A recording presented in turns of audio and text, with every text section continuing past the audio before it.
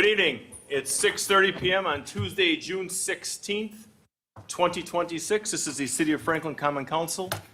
Madam Clerk, will you please take the roll? Mayor Nelson. Here. Alderwoman Eichman. Here. Alderman Hassan. Here. Alderwoman Kresovich. Here. Alderman Salus. Here. Alderwoman Kenny. Here. Please rise for the Pledge of Allegiance.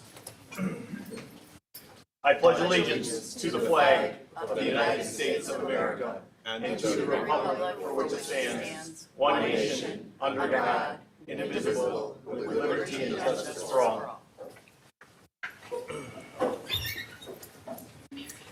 We're going to start the night off with a wonderful thing, a proclamation to the Franklin Lions Club.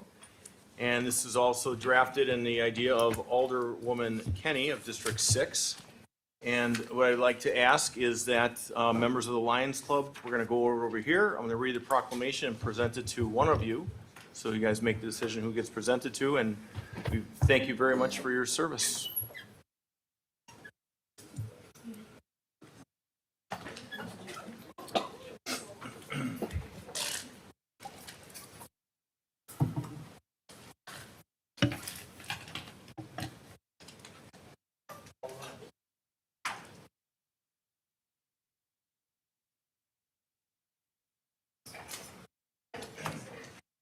So this is a mayoral proclamation. Absolutely part of this. Huge part of this. And thank you. Whereas the Franklin Evening Lions Club has demonstrated an unwavering commitment to serving the Franklin community through volunteerism, civic engagement, and environmental stewardship, and remember whereas.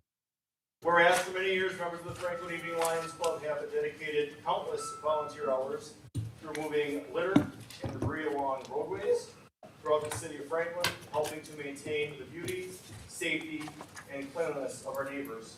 And whereas these annual cleanup efforts along designated waste management collection routes contribute to a cleaner environment, enhance community pride, and help preserve Franklin's reputation as a welcoming and attractive place to live, work, and visit.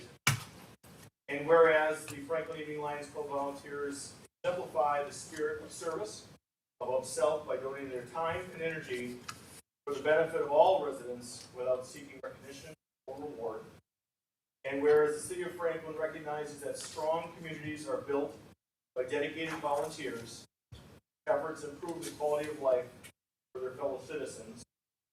Now therefore, I, Mayor John Nelson, on behalf of the City of Franklin, Common Council, and residents of Franklin, do hereby express our sincere gratitude and appreciation of Franklin Evening Lions Club for its continued dedication to keeping our community clean, beautiful, and vibrant through its annual cleanup. Be it further resolved, the City of Franklin commends the members of the Franklin Evening Lions Club for their outstanding service and extends its best wishes for the continued success of serving our community. Presented by the City of Franklin Common Council this 16th day of June, 2026. Thank you.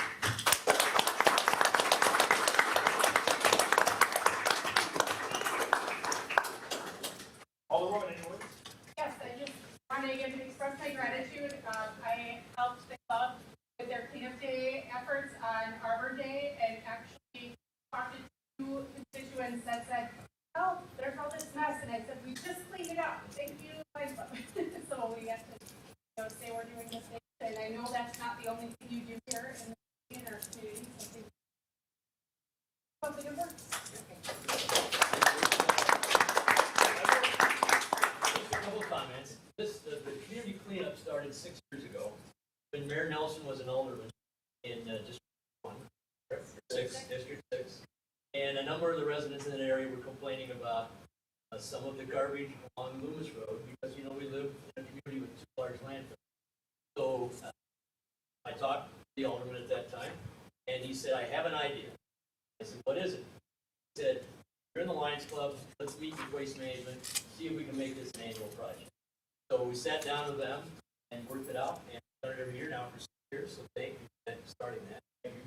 Yeah, and so we've done it every year now. Had a great partner in Waste Management. They've been very supportive of what we've done. Made a donation to the club, and so we want to continue doing it on the road. As long as Lion member Danielle brought it up, we have 3 Lions clubs in Franklin now. We have a noon club that Danielle's in. We're from the evening club, and we have a Lioness club. So Franklin is very, very lucky to have 3 active Lions clubs that raise a lot of money for the community. In the last 2 weeks, the evening Lions club, last week we gave $5,000 to the food pantry in Franklin, knowing that that's an upcoming need for a lot of families. And then we gave how much in scholarship? We gave $15,000 in scholarship. So amongst all the other activities, Easter egg hunt, all the things that we do on the So I guess I'd like to leave the message with you. When you see a Lions member and you see them at St. Martin's in the parking lot, you see them trying to sell you a raffle, you see them trying to sell you nuts, know that this money comes right back into the city and a lot of good causes. That our motto is we serve, and we're going to do that in the city. Thank you very much. Thank you. Thank you.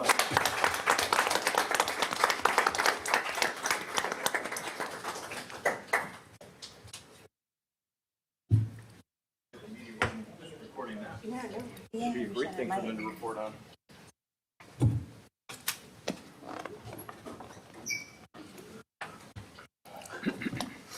Next up is item B as in boy number 2, citizen comment period. Any citizen wishing to speak for up to 3 minutes, please approach the podium, state your name and address for the record. I'll open it now. I'll be the timekeeper. Anybody wishing to speak?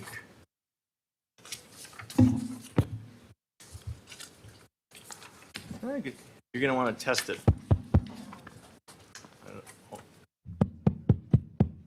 That good? Yeah, now it's working, yes. All right. Michelle Runty, 8235 West Coventry Drive. I am here because my previous position was founder and executive director of Kayla's Crew, which was the fundraising arm for Kayla's Playground. You had it in your packet under G8 for resolution authorizing certain officials to execute a Kayla's Playground charitable donation agreement. We had partnered with Penfield Children's Center. We had a fiscal agreement with them back in 2012. And what's written, I've worked with Jesse, city attorney. What's written there is I fully support. So if you have any questions at that time, I'm here as well. Thank you. But I fully support it going forward. And thank you for everything you've done. Thank you. Anybody else wishing to speak? Going once? Oh, I had it. Go ahead, I guess, please. I guess I have one more question. Is this time to talk about anything on the agenda tonight? Whatever you wish. Come on up, sir, and I'm all nervous. I wasn't ready for this. you're born ready. Name and address, and you're good. My name is Mike Bush, 40-year plus citizen of Franklin, 9455 South 96th Street. I'm here. One of my main reasons, I'm looking for Jerry Hay, a very good friend of mine. I may get booed out of here. I may get egged. I don't care. Jerry Hay is up at the end. I think he wants to renew his license. Jerry Hay, for you that don't know that, is the owner of On the Border. They obviously have a black eye. And I want to make sure Jerry doesn't get a second black eye. He is, I could go on all night. He's got to be the kindest, gentlest, generous human being on the face of the planet. Hands down, bar none. I guarantee you, he hadn't a clue what was going on at his establishment. Although he's the owner, I've been there with Jerry. Oh, I shouldn't say that. It's too late. It's public record. The world's watching. Go ahead. I've been there with Jerry when I was running the youth football program in Franklin. I've been there a lot of Saturday mornings picking up donations upon donations upon donations. And at the end of putting all the donations in my pickup truck, he would award me with the $10,000 voucher for a Caribbean cruise. Okay? He didn't have to do any of that. And we always met at 8 o'clock in the morning so he could be at, quote unquote, Jerry, hey, I could be the hell out of here by 10 o'clock because I hate this place. It's true. It's true. I like the man. I believe in the man. I just don't. He has one black eye. It wasn't his fault. I guarantee you. And however you vote, whatever you do, I can't help that. But Jerry Hay, and God rest his brother's soul, Danny, recently passed away from his cancer, are great, great people. Some of the, what's a nice word? Some of the morons that worked for him, obviously, they're caught, they're the ones that serve time. I don't know where I read Jerry was up for maybe 1 year in prison. And I don't understand that. I just don't understand it. So, anyway, I said my piece. Thank you all very much. Thank you, Mr. Bush. Anybody else wishing to speak? Sir, good evening. Just state your name and address, please. Yes, my name is Dan Plasek. I'm actually a resident of Milwaukee, but frequently spend money in Franklin. And I just also wanted to speak on the border situation. I know that the average person who would see that, the things that came out in the news would be horrified, as you should. But I would hope that you would maybe consider, I'm like a regular customer there, and I've gotten to know people that work there. And I would just hope that you could consider the humanity of some of the people that work there. Friends with one of the head security officials, who's former MMA fighter and nowadays is just trying to create a good life for his young son.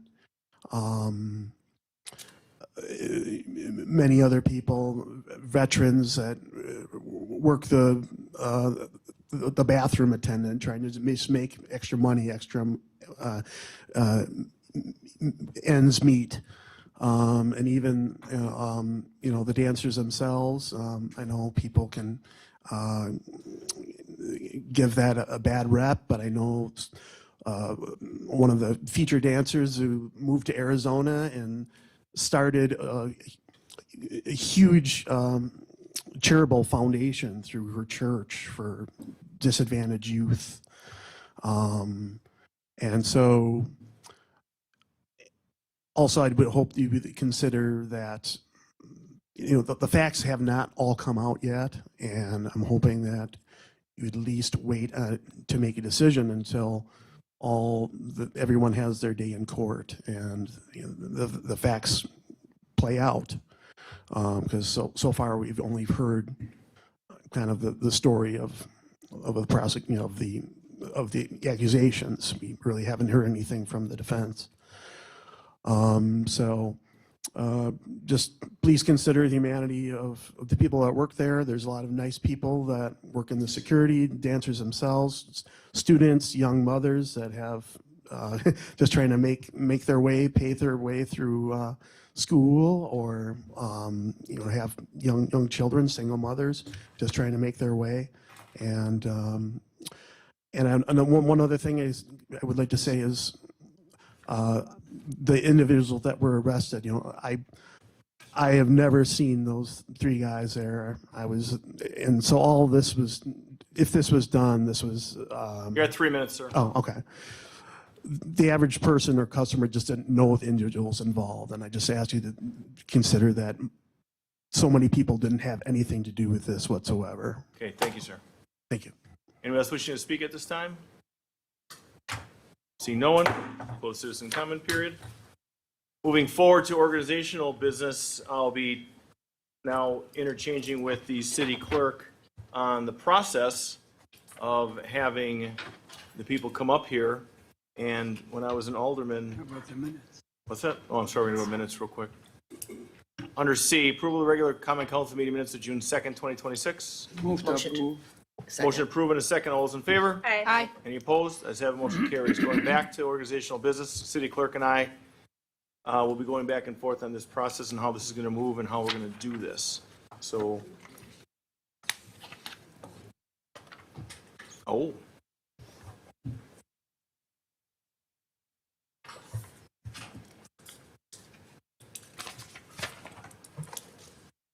So Madam Clerk, which item are we moving to?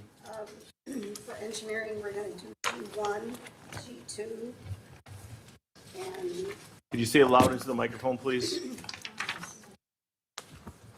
we're going to do for engineering G1, G2, and is G3 with them as well, Glenn? Yes, okay. Okay, so if we could have engineering reps come up here, our city engineer, perhaps superintendent, so we can knock out G1, 2, and 3, and then return back to regular order.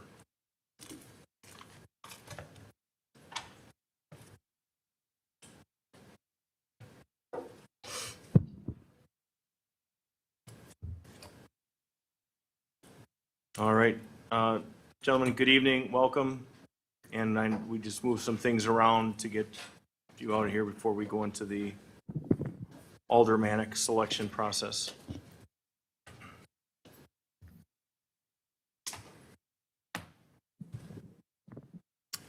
Okay, G1, authorization to begin design of South 51st Street reconstruction from West Ross Avenue to West Drexel Avenue. Good evening, Mr. City Engineer. Are you taking this one? Sure. Good evening. So just to refresh memories, we had every intention to reconstruct Drexel Avenue this summer. And then we received the good news that the city received a grant from the state to pay for Drexel, but it pushed the project off until 2029, 2030, somewhere in there. So the thought was to pivot. We have plenty of other needs within the city as far as roadways.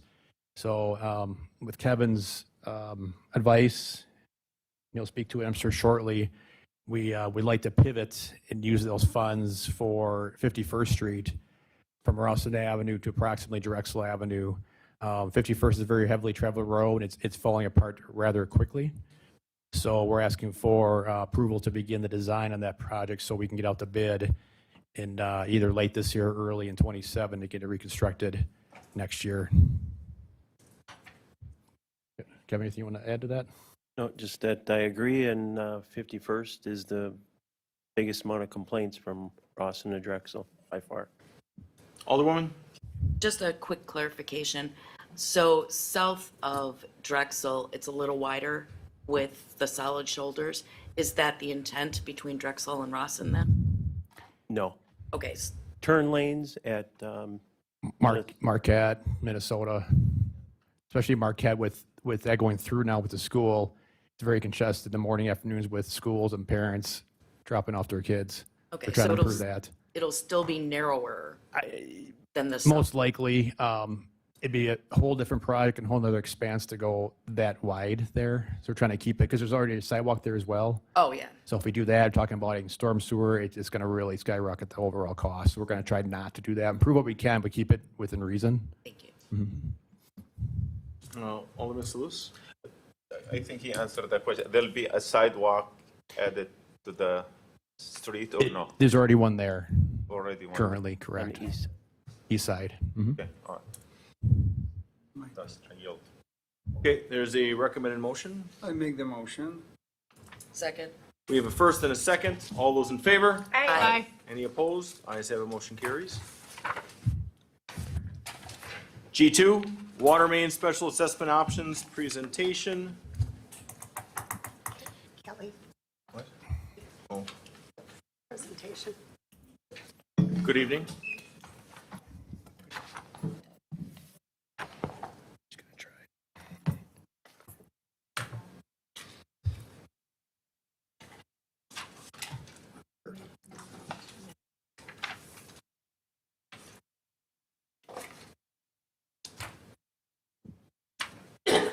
Or here, actually, yeah, more. Thank you. All right, Mr. City Engineer, are you driving the ship? Yeah, so good evening again.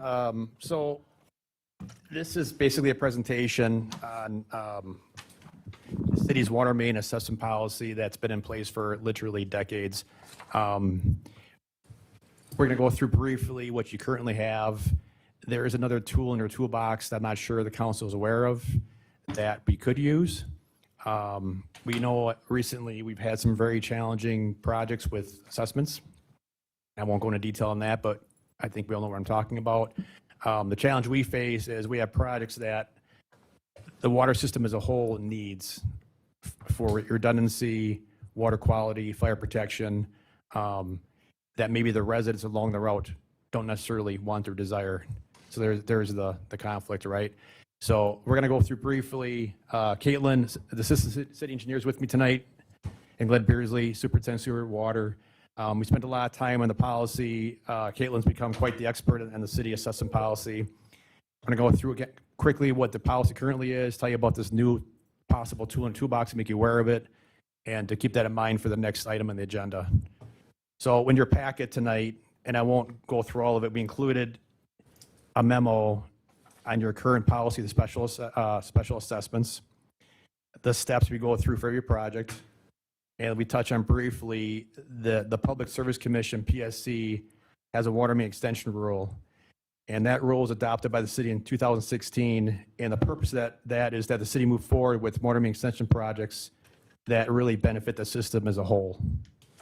So that's what we're going to touch on tonight. So we're going to get right into the presentation and then answer any questions you may have. And if you have any questions during the presentation, feel free to ask. I don't know, anything you want to add before Caitlin gets into the presentation?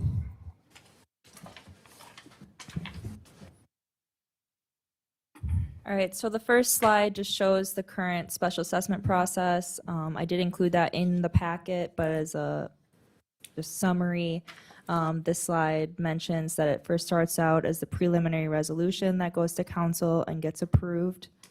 I'm going to use this, so I don't have to look over Glenn. The next step is that the engineering department creates an engineer's report with the assessment role, and then a public hearing notification is sent to all the benefited properties through certified mail. Next is the public hearing occurs. Sometimes we have that the same night as the final resolution at council, which is the next step is when common council approves the final resolution, and then that final resolution is then mailed to the benefited properties, again through certified mail. And then once that's passed, the special assessments then get placed on the parcels.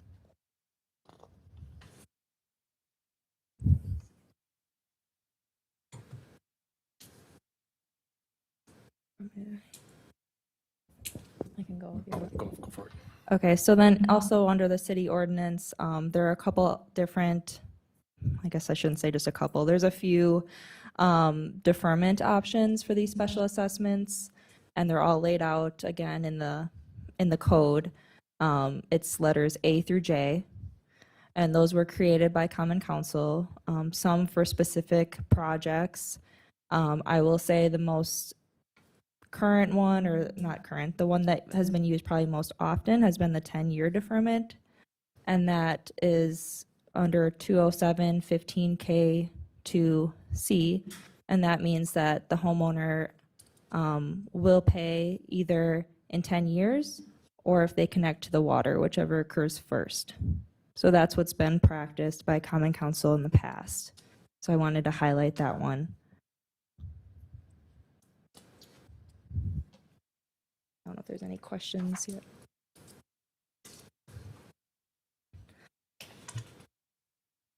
So keep in mind with these deferments, you can have a 10-year deferment, and then also add on 12 years for at 6% interest for the assessments. So we're talking 10 plus 12, 22 years.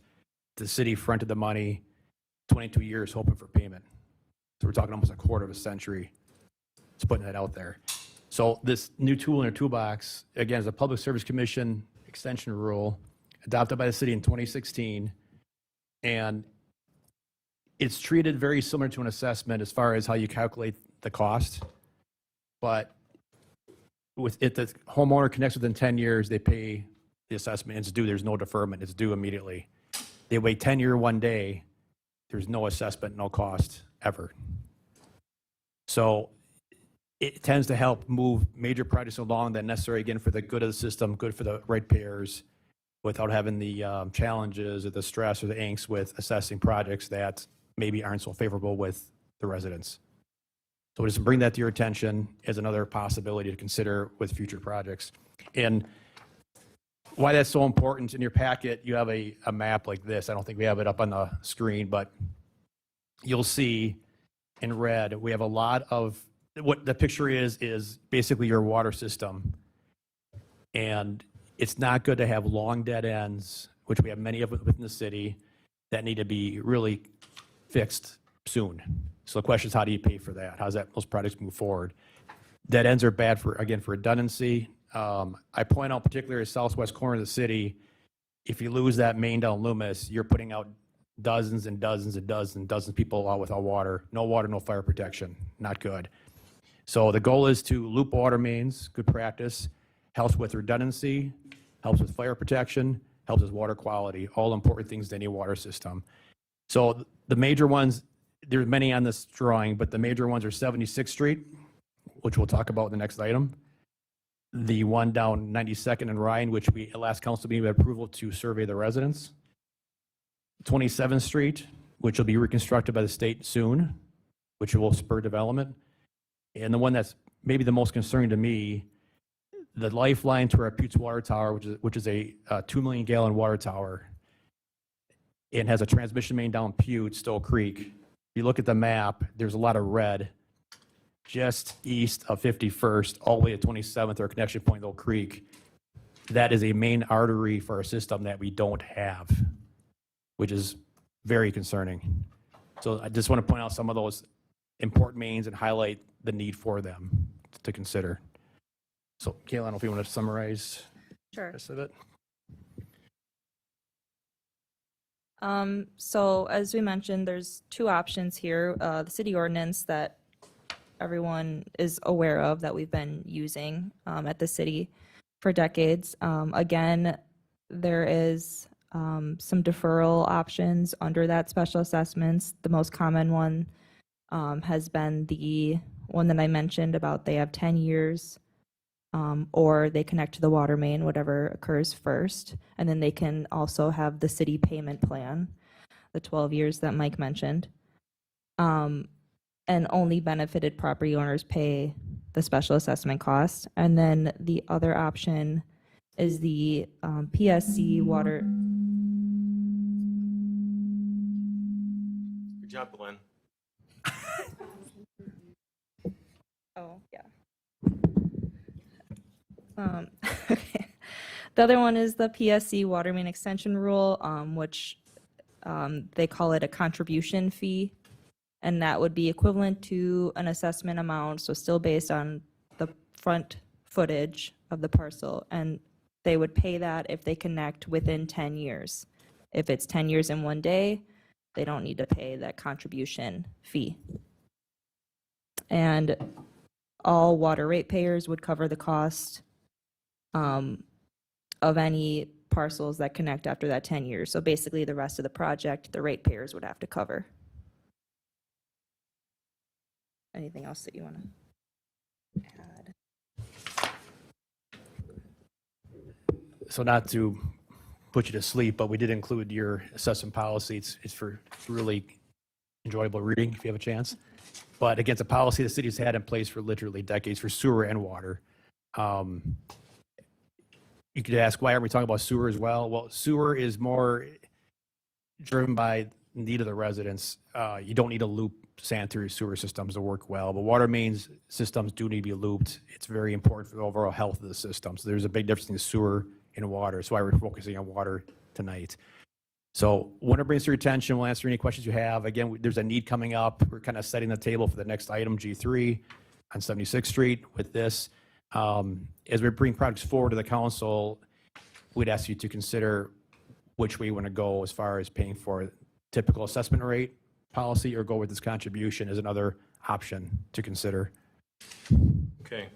So Mr. Bush, just so you know, we do only the comments during citizen comment period, but if you have a question, our city engineer or assistant will give you a business card, and you can give them a holler tomorrow, and they'll gladly answer whatever questions you have. So if you need to have a business card to give Mr. Bush, it'd be great.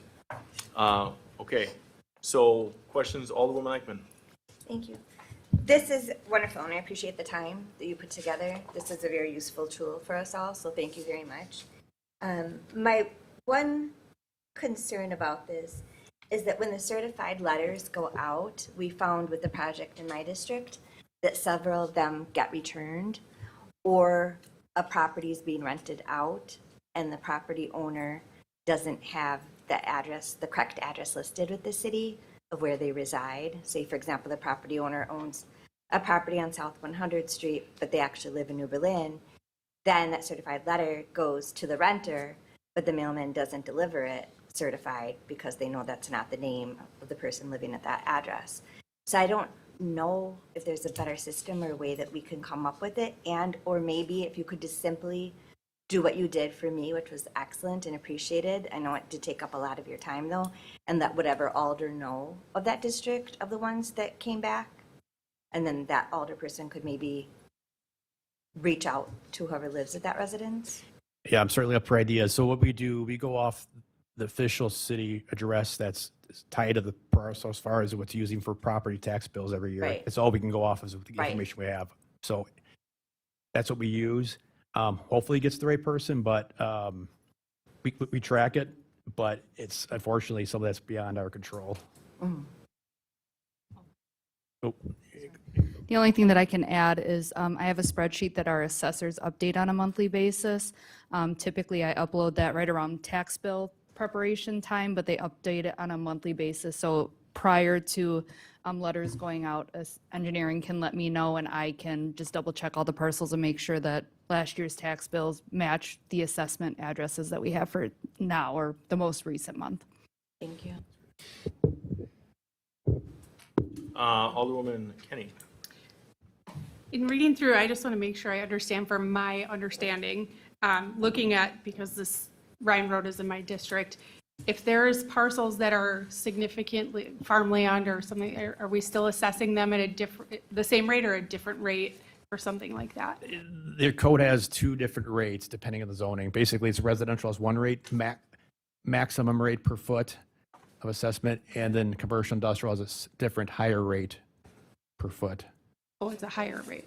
And residential is the lowest rate Okay. of the two. There's two categories. Okay, so some of those parcels though are not going to hook up to water and sewer. They're still going to have to pay a higher rate to. Depends on the part of zoning. their- Okay. The max rate is updated each year, just so you know. So if you look and see what the rate was this year, it won't be the same next year. It goes up slightly each year depending on the construction index. Thank you. I yield. Alderman? My question, if there is a parcel of land, agriculture at this point, and the improvement took place, so the owner of the parcel pay a certain rate, is he free after that to develop to suppose he paid his fee up front, is the assessment, is there any additional charges would follow him if the parcel developed, for example, into commercial or residential, whatever, It depends. If you have a 3-acre parcel and it fronts the water main, it's probably, if they have a lateral coming off that main, but if they have a 100-acre parcel with 25 new residential lots, they're going to have to bring water main into their developments, and that's going to be at the developer's cost. So it really depends on the size of development. Everyone's a little different.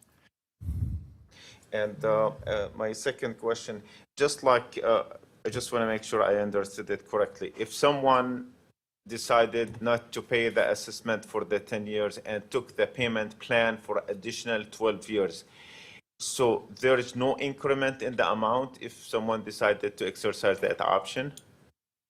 So suppose the assessment, say $10,000, and he waited 10 years, and then he said, now I want the payment plan.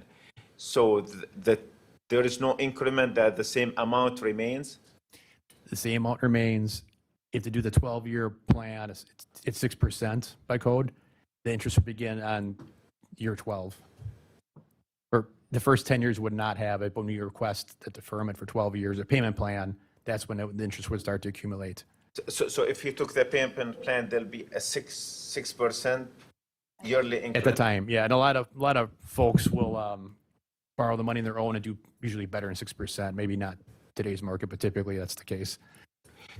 You know, the reason I say that, considering the rate of the inflation, what is, if something costs $10,000 now, 10 years from now, it probably costs 20,000. So I'm just like, basically, I'm just like, is it a fair deal for to the city? Because, you know, the value of the land increase substantially when it's improved. And I'm just like, are you cutting yourself short in the process? You're exactly right.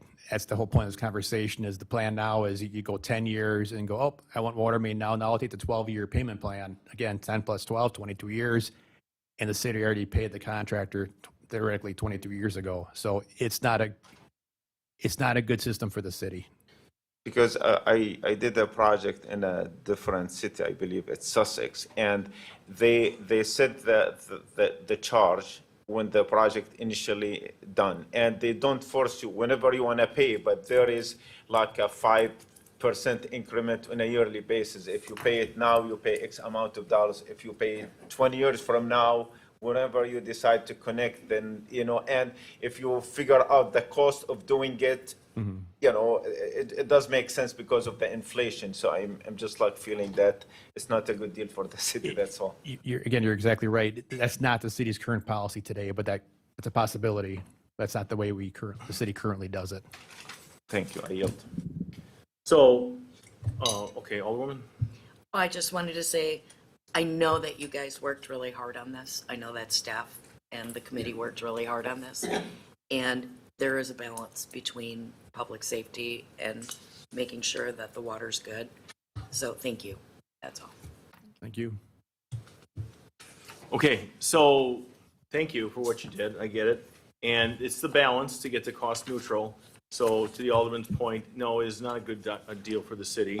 But we also aren't looking to hammer the residents when we have to get things done. And we look for the most palatable outcome, which is as close to cost neutral as we can get. And because, you know, we're one of those unique cities that, you know, didn't have a water system for, you know, ever. And then we got one, and now we slowly are growing and leaps and bounds now that we have areas that want it, you know. So, and how do we reasonably get those developments done? How do we reasonably get these things done? So the goal is to lessen the pain if we have to go into that assessment part. So with that said, this was simply informational only. No motion needed. Thank you. We're going to keep this because this is important.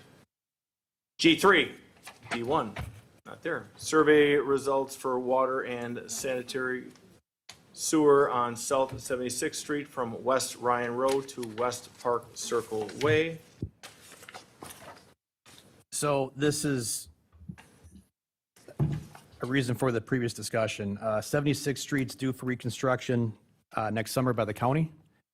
And we have, again, going back to the map, we have a piece of water main that's missing, a dead end, that should really be looped. We surveyed the residents twice, back in 2017 and then more recently. Both times the results came back exactly the same, and the overall feeling was no thank you on the water or sewer. So that's how the residents feel. But again, for the benefit and health and the well-being of the water system, we are recommending, and the Board of Water Commissioners did as well, to put this water main in ahead of improving South 76th Street. So we're looking for approval to begin the design to have this main designed and built. We'll come back for authorization to bid later, but at least to get the water main design rolling so we can get this ready to go for in the ground before the construction begins next spring in South 76th Street. And then we can decide later about as far as payment for assessments or the, Right. you know. And that's the important component, which is great because it answers a lot of questions. And that's fantastic. So why don't, Mr. Salus, you want to start us off? I just want to highlight the potential, you know, some of the existing homes, they might have, you know, a well system and they might be satisfied with it, but there is substantial amount of acreage and land prime for development, and I'm aware of a few parcels, you know, the effort went down because lack of, you know, infrastructure. So, you know, thinking, you know, long term is, I believe it is something that we definitely should consider. And whenever those neighbors, decided to connect, that's fine. They'll just basically, they have a choice. I yield. 7:10, Alderwoman Kresevich has exited the meeting. For the good of the class, when you look at this water main project and sewer project, how far west on Ryan Road does that go? This particular project in front of you tonight, it's only down 76th Street. So it wouldn't affect our DPW building at all? No, Okay. they're already served from a previous project. Because of all the pump out time, and I mean, I was trying to Yeah. build up this whole horrible story about how many times we pump it out a week, Right. which is insane and expensive. So, okay, so with this, what exact motion are you looking for to get this? We're looking for approval to begin design on the water main for South 76th Street ahead of the county project. Keep in mind, if we don't do it now, to do it later is going to be much, much more costly because 76th Street will now be improved and it's going to have different requirements for the job. Very good. Now's the time to do it. Okay, is there a motion to, I make a motion? first and a second? Alderwoman Kresevich's return at 7:11. 7:11. First and a second, this is, Madam Clerk, could you please repeat the motion just for Alderwoman Kresevich so she understands what we're looking at just in this motion? Sorry. All right. Excuse me, Mr. City Engineer, for Alderwoman Kresevich to just return, it was at kind of a crazy 1 minute that she was gone, but it's just to simply move forward on a design approval. And again, this is only for water. We're not considering sanitary sewer. People came back saying, no, thank you. There's no policy that can really do what we just discussed with the water. And it's not needed for the overall well-being of the sanitary sewer system. So we're asking just for the water main to move forward. That's the more critical of the two. Okay. We have a first and a second. Could you please do a roll call on this? Alderwoman Eichman. Aye. Alderman Hassan. Aye. Alderwoman Kresevich. Aye. Alderman Salus. Aye. Alderwoman Kenny. Aye. 5 ayes, noes, 1 absent, motion passes. All right, well done. I apologize. vacant. Allergy season. That's fine, happens. All right, so now we're gonna go back to the clerk and I. We'll be talking about how we're gonna do this because it's been there twice. We're gonna have all come up. Okay, so we need 4 chairs. We don't have to invite We're gonna move right now to this. Okay? I look organized. So E1, so we've got, Madam Clerk has got the floor right now. So how the process is going to work, I have all the names in here. I will pull the names up one at a time, and then they will give their 8-minute speech, or up to 8 minutes, whoever would like to speak. Then after that, then I will pull the names of the aldermen and alderwomen, who then will ask questions. They will ask up to 2 questions. Each person will get the same question. And then after that, I will pass out a piece of paper, and the aldermen and alderwomen will write on it who they're voting for. I will announce that. Then after we have the vote, then I will do the official oath, and then we'll go back to regular business. So if you would like to come forward, all the candidates, please. Problem is, right now, we got 3 chairs, we need 4. Yeah, I can. Oh, If Mr. somebody doesn't Mayor, mind, can thank I you, Danielle, just- if you don't mind. Wonderful.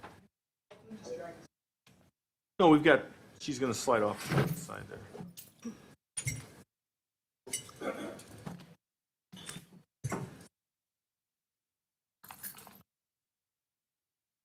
We can, And I had enough mics there. Does that mic work, Kelly? like to provide each of them their own microphone. Okay. Just put them right in front of you, please. Pull them in, because it's like karaoke, gotta get right in there. Madam Clerk, you Okay. still got the floor? Yep, Dan Romanan, I can't talk. Romansky. Romansky, yes. Sorry. If you would like to give your, Oh, sure. And I'll be the timekeeper. Sure. Thank you, Madam City Administrator, Madam City Clerk, Mr. Mayor, members of the City Council. My name is Dan Romansky. I reside at 9044 West Elm Court, Unit C in Franklin. It is a condominium. I've been there for about 9 years. For the past 7, I have been the president of the Condominium Association, Caitlin Woods. It was an interesting experience, but if you all have any questions about the condominium life and the challenges that go along with it, I'd be a great resource. Concurrently, I'm also on the Technology Commission. I've only been on that for 3 or 4 months. I'm always open to listen, and it helps me manage my condominium association at the same time. I believe in listening first and thinking about challenges that we have, seeing what is available for resources, and making decisions based on that. I'm also, one of my strategies is also honesty. Another one is transparency. We, as an association, have challenges with unit owners. It's a 126 unit association, so we have our own small ecosystem of challenges. Prior to these 2 positions, I was a student advisory panel member for Gateway Technical College in Racine, Kenosha, where we would help shape the policies and programs of the college's degrees, mostly in technology, which is where my field resides. So talking about my field where I work professionally, I do work at Milwaukee County. I have been there for a little over a year. I work in IMSD, which is IT. I am a network security engineer. I help maintain security and keep the resources in Milwaukee County safe. I also work with municipalities, including Franklin, for things like public safety and emergency management services to help keep those systems running and implement new technologies for those systems. That's about it for me. I really appreciate your time, and I look forward to hearing any questions that you might have. Thank you. Okay, next is Clark Johnson. Again, my name is Clark Johnson. Is this? It's on, just pull it close. Yeah, a little close. Okay, because the red light isn't on, I don't think. Well, anyhow. So you all have copies of my resume, and thank you very much for reading it, so I'm not going to go over that again. I've been a government employee for the better part of 40 years. I enjoy city, county, and state government. Some of my projects were Lakeshore State Park and the Hank Aaron State Trail, of which I was the director and superintendent of. So I'm very familiar with large budgets, personnel management, strategic planning. Pull it into you. There you go. Sure. Strategic planning. Since my retirement, I've done a lot of volunteer work. I've worked with the United Way. I've worked at the Performing Arts Center. I've worked for Irish Fest and Polish Fest and Summerfest, the Art Museum. And now I'd really like to concentrate my efforts at home, locally, where I live and now. I've been taking a lot of volunteer positions. I worked at the U.S. Open a few years ago. I worked for the Badgers as a field management supervisor during home games. So I've done a lot of those kinds of things.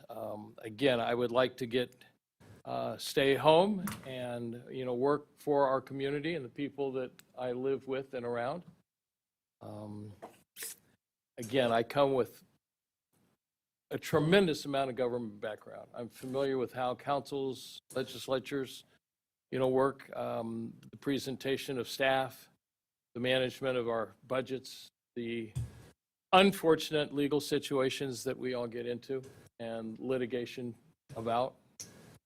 Believe me, the rock issue is not very large when you look at the state of Wisconsin and state parks impinging on other neighbors. Just putting up a fence, or lights at a ball diamond. It's amazing. So I really appreciate the work and effort that council's going through, in determining how to settle and satisfy everybody in those situations. So again, I'd like to become a part of this board and council and help move the city forward. So thank you. Thank you, Mr. Johnson. Okay, next is Timothy Day. Got it right next to me. Perfect. Good evening, Mr. Mayor, common council members, Mrs. Clerk.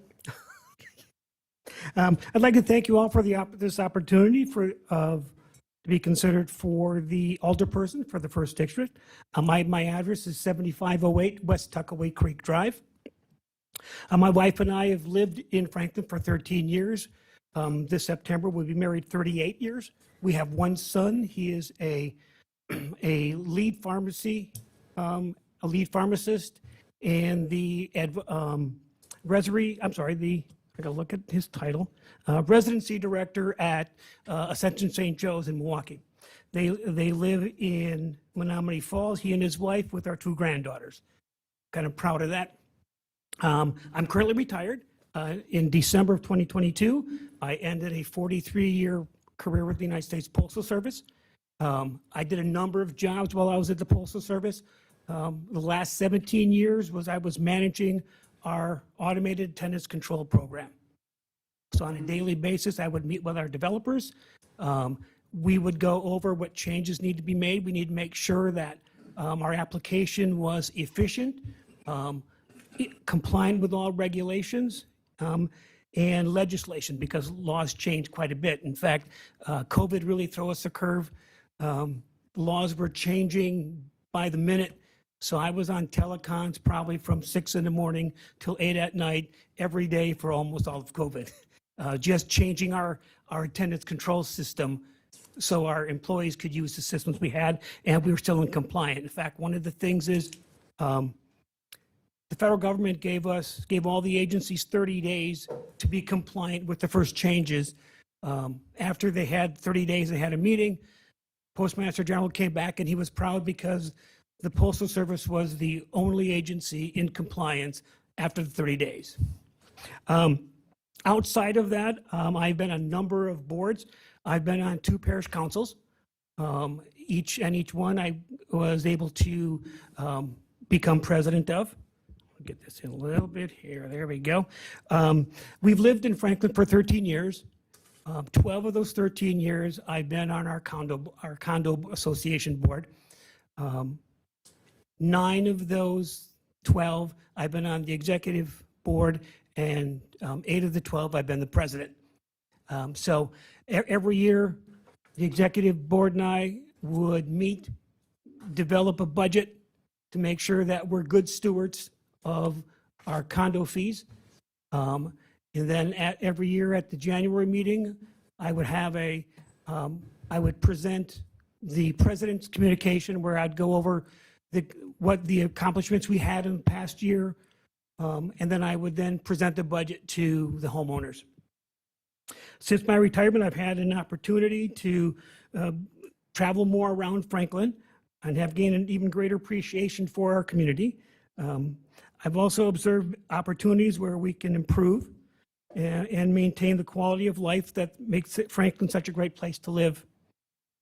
Now that I have time to serve because I am retired, I would like to use my experience and skills to contribute to our community.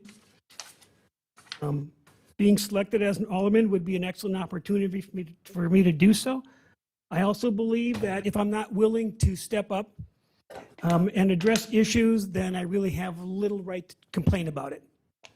I believe my work and community experience has demonstrated the skills necessary to be an effective alderperson. I understand the alderman's responsibilities are to represent our constituents, be a good steward of the taxpayers' dollars, and to work together with our fellow council members, the mayor, and city staffs.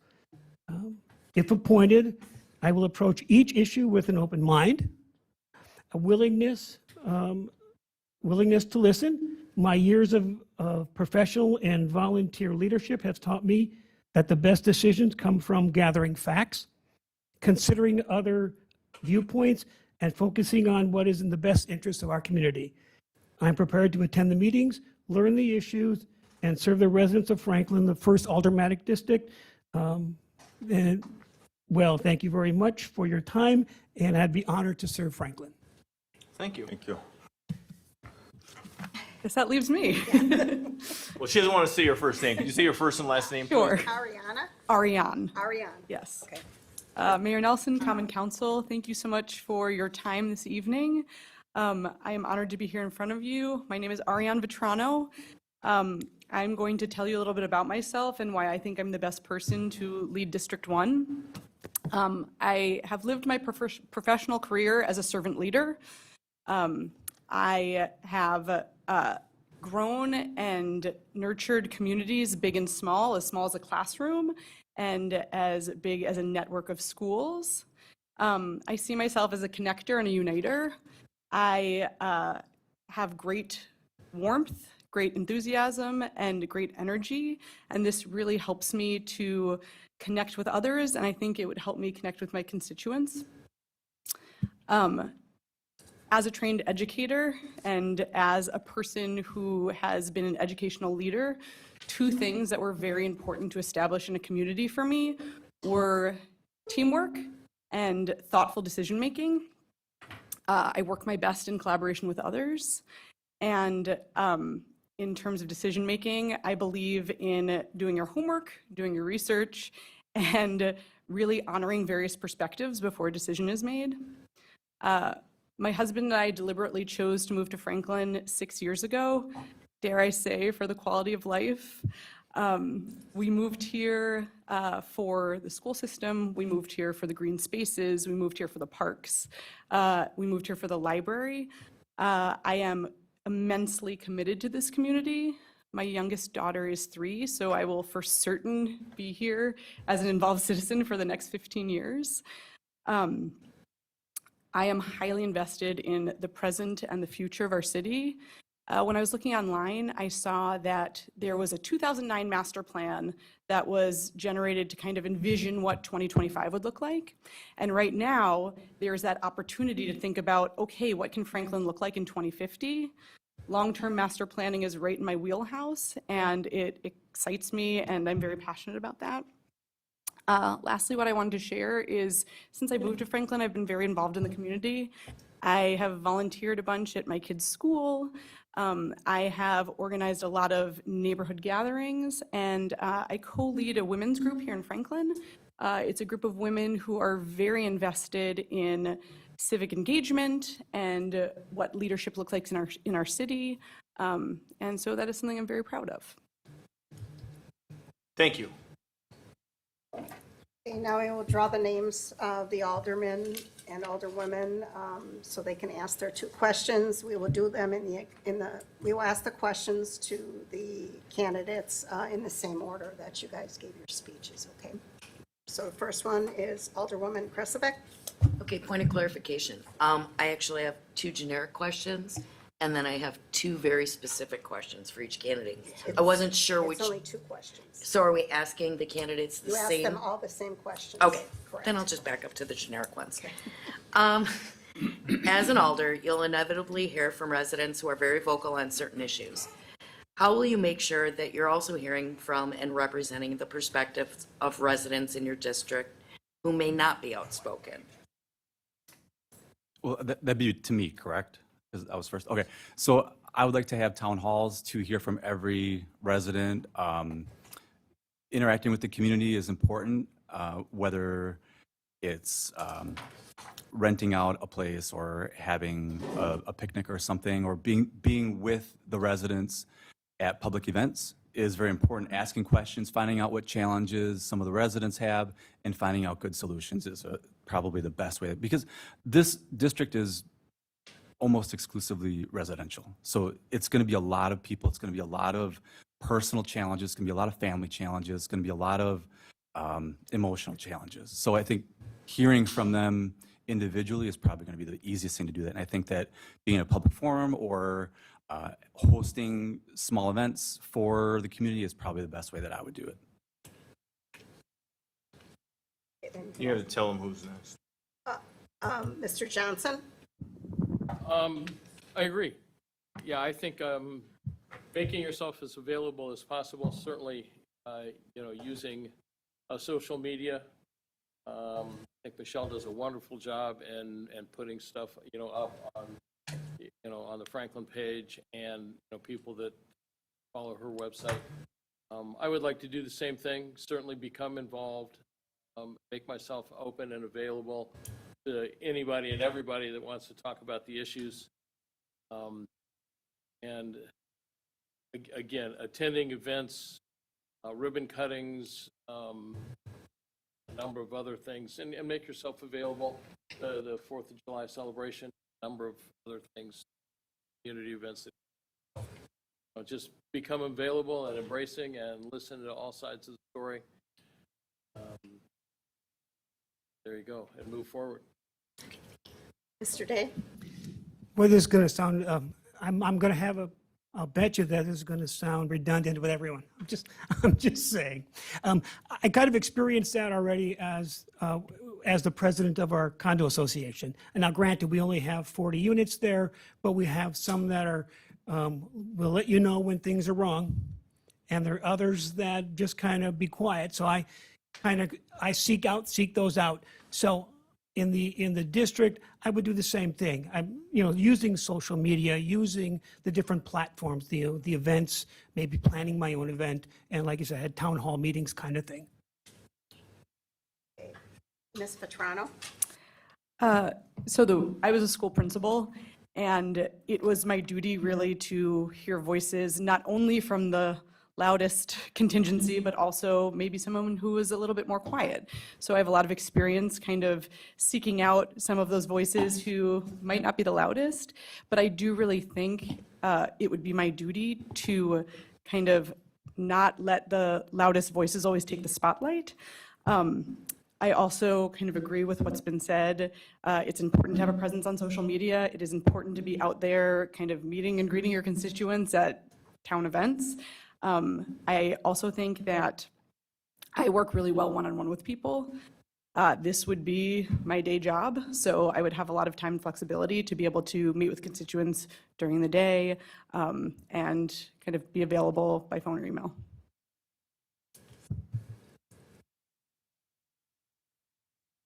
Your second question? That would be for Mr. Romansky. Well, it's to all of them, right? Right, it's to Yeah. all of them, but he's first. Yeah. Just so the public knows who's talking. In terms of, I have them here, but I just thought of one that I'd rather ask. In terms of being involved on the commissions, over the years, I've noticed some alders are more active and more engaged, and some are a little more passive. And I'm speaking beyond attendance. So especially with community events, how do you see yourself participating in the events? I mean, would you actually just be social at it, or would you take an active role to plan and help with the setup and the work and all of that? Well, I think that if I'm hosting the event, I want everybody to feel comfortable. At the same time, with being president of an association, like he can attest to, my homeowners have my phone number. They can contact me anytime. And I know that that's the case with all of you, with any other alder, but being available and being responsive is probably the most important thing. But to answer your question, I would be social and active because it's for them. It's not for anyone else. So, I mean, I'm sorry, it's an easy question, easy answer, sorry. Mr. Johnson? Yeah, my participation in events being in the field of Parks and Recreation have been forever. I don't think that I've been home on a 4th of July for 40 years. I've missed all my graduations because the swimming pool opens the week in June. So, not that I really wanted to sit in the arena with 60,000 other people at Ohio State. But the point is that I'm very involved, have been involved. It's been part of my job. It's part of my psyche. You know, it's what I do. New Year's Eve, fireworks, every 4th of July on Lakeshore State Park, the fireworks with the Bartolotta family, or any number of other activities around holidays, runs. It seems to be, our park systems have been often used for bike-a-thons, triathlons, in the lake, running, a number of things. So I've been very involved with event planning, event management, budgeting of those. Again, the old saying of, prepare for the, or hope for the best and prepare for the worst. Rain day is not, it's not an option. Thank you. Rain or shine, we're playing baseball tournaments. So, yeah. Mr. Day? For myself, so I come from a family of 12, and we're all very social. And so through that, I've always learned to always dig in, because that's just what we did. Something had to be done around the house, we did it. So that's how I would do it. I would not be just passive, I would be involved.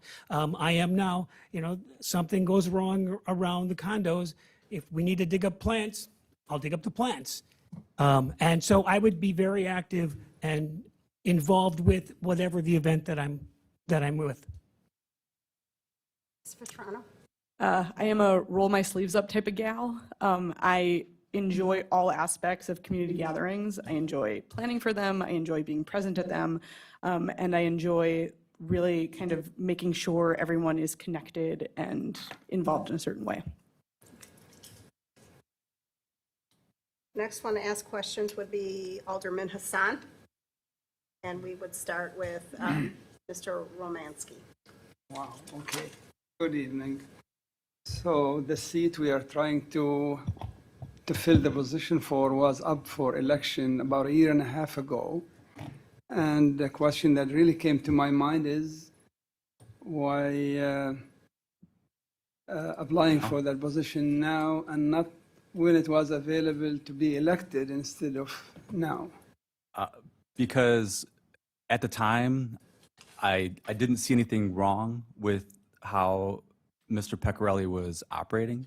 I spoke to him once. I requested that the work on Ryan Road in Putes be made into a left turn only lane, and that I had tried contacting our state representative for the same question.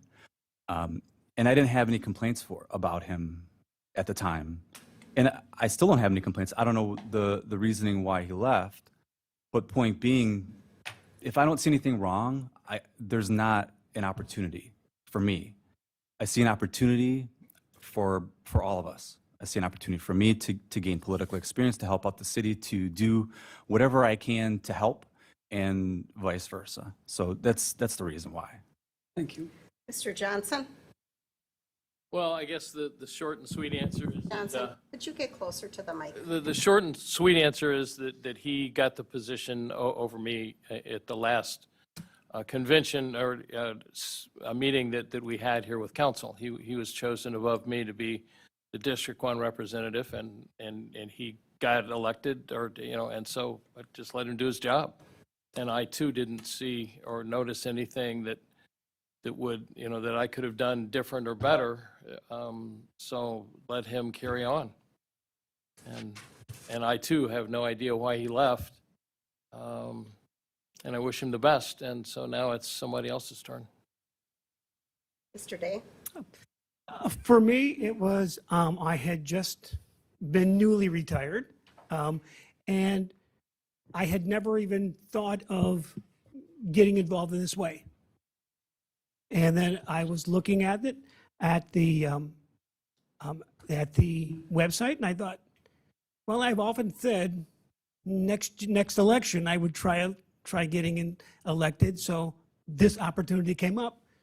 So I said, I was thinking about doing it anyway, so I'll do it earlier. Ms. Vetrano? Back in May, I completed a training put on by the New Politics Academy, and it was a training about for people who were servant leaders in the community, teachers, school leaders, people in the military, and how those skills are transferable to serving your community. And so during that training, part of it is like, hey, what would this look like for you in the future? So, you know, I was thinking about putting 2028 on my calendar. All right, it's there. How do I think thoughtfully about my campaign, about, you know, reaching out to residents? And then the opportunity presented itself earlier, and I was really excited to put myself out there, even on an accelerated timeline. Thank you. Thank you. Your second question? Okay. Might have been asked before, but I'd just like to know about balancing the resident engagement with efficient decision-making. How to engage the residents, you know, to make efficient decisions. Balancing Yeah. the residents with, Yeah, like, you know, with engagement. Yeah, right. Let me think if I can elaborate a little more. I think that the amount of parks that we have, we underutilize them.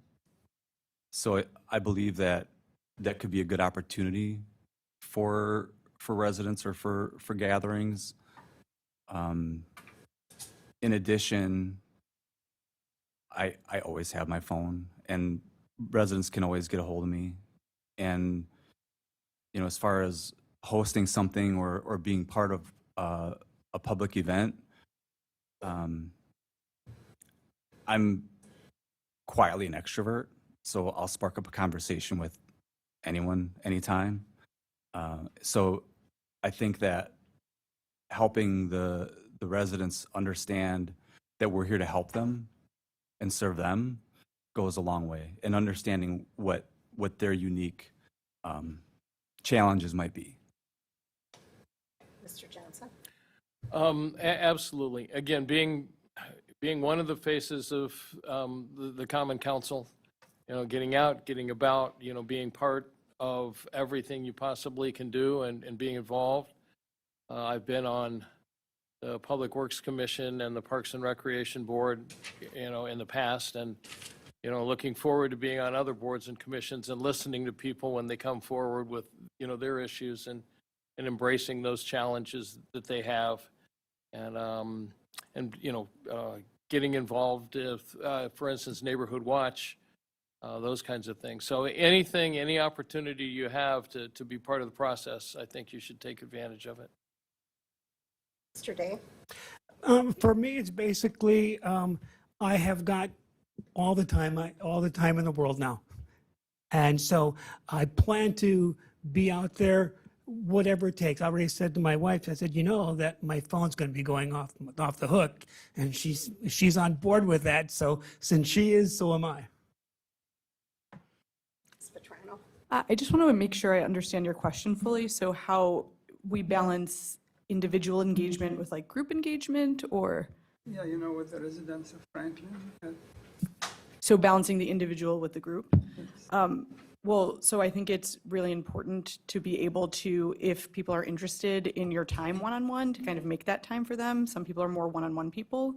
And I feel like there are a lot of opportunities to bring groups together here in Franklin. Obviously, there is what happens kind of around here during civic celebrations, St. Martin's Fair. Like, there are opportunities to be out there in kind of larger group settings. I am a people person, so while I do really treasure kind of those one-on-one relationships, I love being out in front of a crowd too, so. Thank you. The next alderperson to ask questions would be Alderwoman Kenny. Thank you. Okay, I have a whole bunch of questions, but I get two. Okay. I'd like to know if you could give me an example of a time where you changed your mind when you were given new information, or maybe information that was conflicting what you thought you knew. Okay, so currently in our condo association, we have a unit that had a fire. And with the state statutes that changed, I believe it was last year, associations are quote unquote ultimately responsible for financial losses.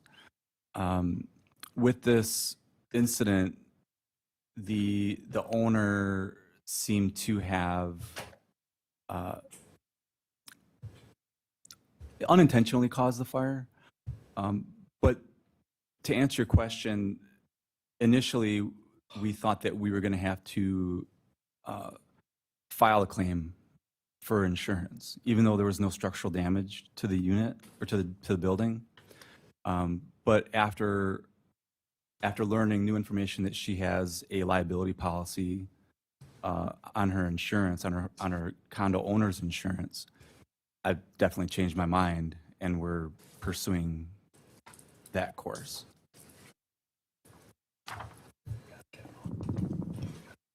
Mr. Johnson? Yeah, forgive me for not looking, directly at you, but I'm this right is a behind little you. difficult to do this. But, I think one of the things that a lot of people don't understand about government is because there are lots of people involved in making the decision, you hear lots of different opinions. And as they go on, all of a sudden, there's a eureka moment when you decide, well, we didn't see this before.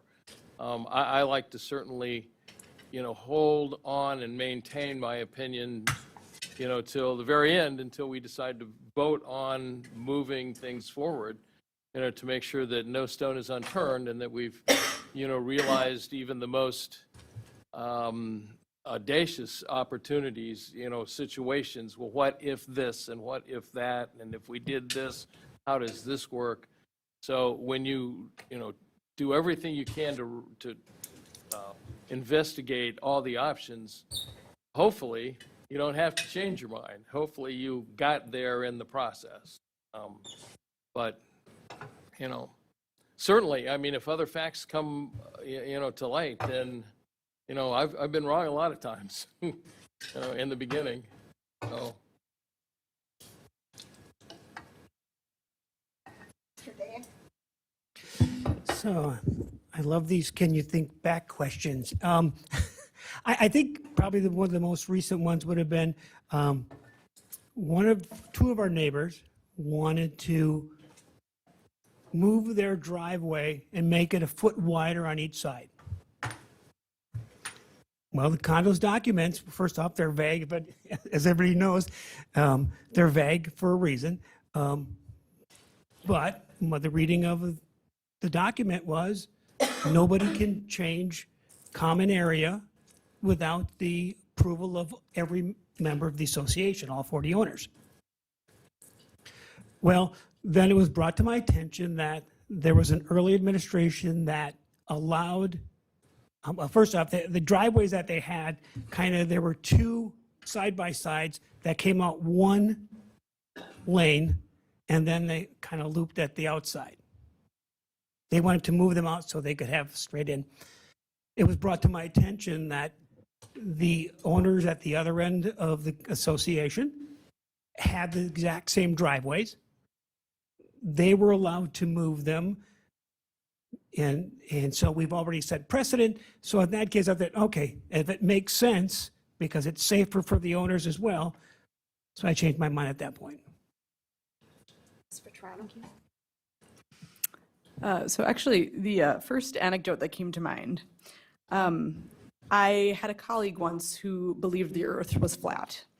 And based on all of the science that I had read and, general opinions of the earth being round, I really struggled with even kind of entering that conversation. But I thought, all right, I am very open to hearing people's thoughts. I'm very open to hearing people's perspectives. And so I sat down, engaged with him. And to be quite honest, well, obviously he didn't change my mind about the earth being flat.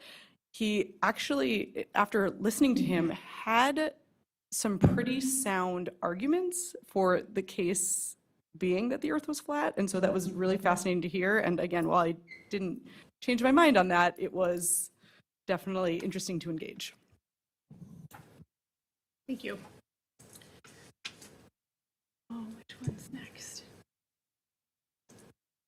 Okay, so I'd like to know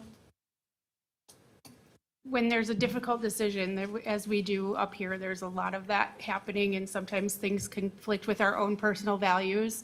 And we up here might not agree, citizens that are online are fighting and don't agree. How are you planning to make decisions for your constituents that include maybe something different from your value set or your, I guess it's kind of along the lines of the same question, but how are you going to go about making a decision that benefits everyone equally, or at least the city as a whole versus maybe what you might personally want? Sure. So with, again, with condo associations, there are challenges and decisions that have to be made that you as an owner and a board member need to take yourself out of the equation and consider what's best for the community, because essentially it is a community. The question was, how do I rationalize that, essentially? Or how will you go about How will I go about making it? a decision? I would go about it as what's fair. Is it fair that the city or the neighborhood or the association do something that's fair and charge more to its residents or its constituents or its owners? It depends. What's fair? Is it fair to me? Maybe not. Is it fair to the governing body? Probably. And with that, you struggle with, all right, how can we meet in the middle of what's fair on both sides? And that challenge of negotiation comes into play, where let's meet in the middle and see if we can come up with a good solution to this challenge. Certainly, it's a compromise. It's very hard to decide, and again, I have numerous examples of bike trails, being built in people's backyard, and how they're in opposition to that, but in general, people want the bike trail. The decisions that you make over those types of things are very, very difficult. And again, by committee, I don't have any opinion that is so set in stone that it can't be changed. Further investigation. I mean, we got a big problem right now. Bike trails, you guys might have it too. Most bike trails don't allow motorized vehicles. Well, is an e-bike a motorized vehicle? And if it is, you have to have a license. And so where do we make that decision on banning them from going there? As opposed to, and I don't know where the state is going to land on that, or individual cities. And then, so then that comes down to then motorized wheelchairs. Is that a motorized vehicle or not? And, is there special dispensation, for those types of situations? So it's a situation that needs to be taken one-on-one. Everyone is going to have a different answer, maybe a different answer for a different location. And I've certainly been in the middle of all kinds of those kinds of things that are, bike trails are a classic example. Walking, is it a walking trail? Is it a bike trail? Is it an equestrian trail? Is it a snowmobile trail? And what about electric vehicles? So somebody make that. We haven't yet, or at least working for the DNR, some of my consulting work, there hasn't been a decision made. It's very difficult. Maybe we can put it off, turn it over to somebody else. So it's a challenge. It's a puzzlement. Mr. Day? For me, I like to think that I'm one voice out of the district. I'm one voice out of the city. So, yeah, there may be times when I may have a belief, and what we're going for is going to go against that. But again, if it benefits more than myself, I think I believe that my job would be to work for the betterment of the community. And if that's the better option, then I would go along with that. Ms. Vetrano? I go back to thoughtful decision-making. I think in the case of being an alderperson, thoughtful decision-making very much has to take into consideration a lot of things. The voices of your constituents, it has to take into consideration possible legal outcomes, it has to take into consideration what is best for the community as a whole. I think On the Border is a perfect example of something that might rub up against your personal values. However, there are other things to consider, legal things to consider, constituent feelings to consider. So there is a lot that goes into making the decisions. I recognize that, and it's about kind of weighing and balancing all of those things. Thank you.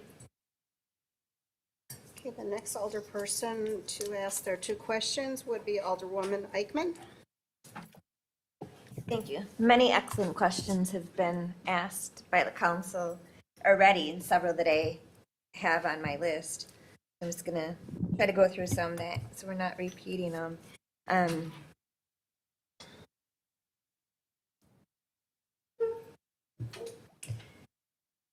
As Alderman Hassan mentioned, this position was open. It ran unopposed. You each answered the reasonings for not choosing to run.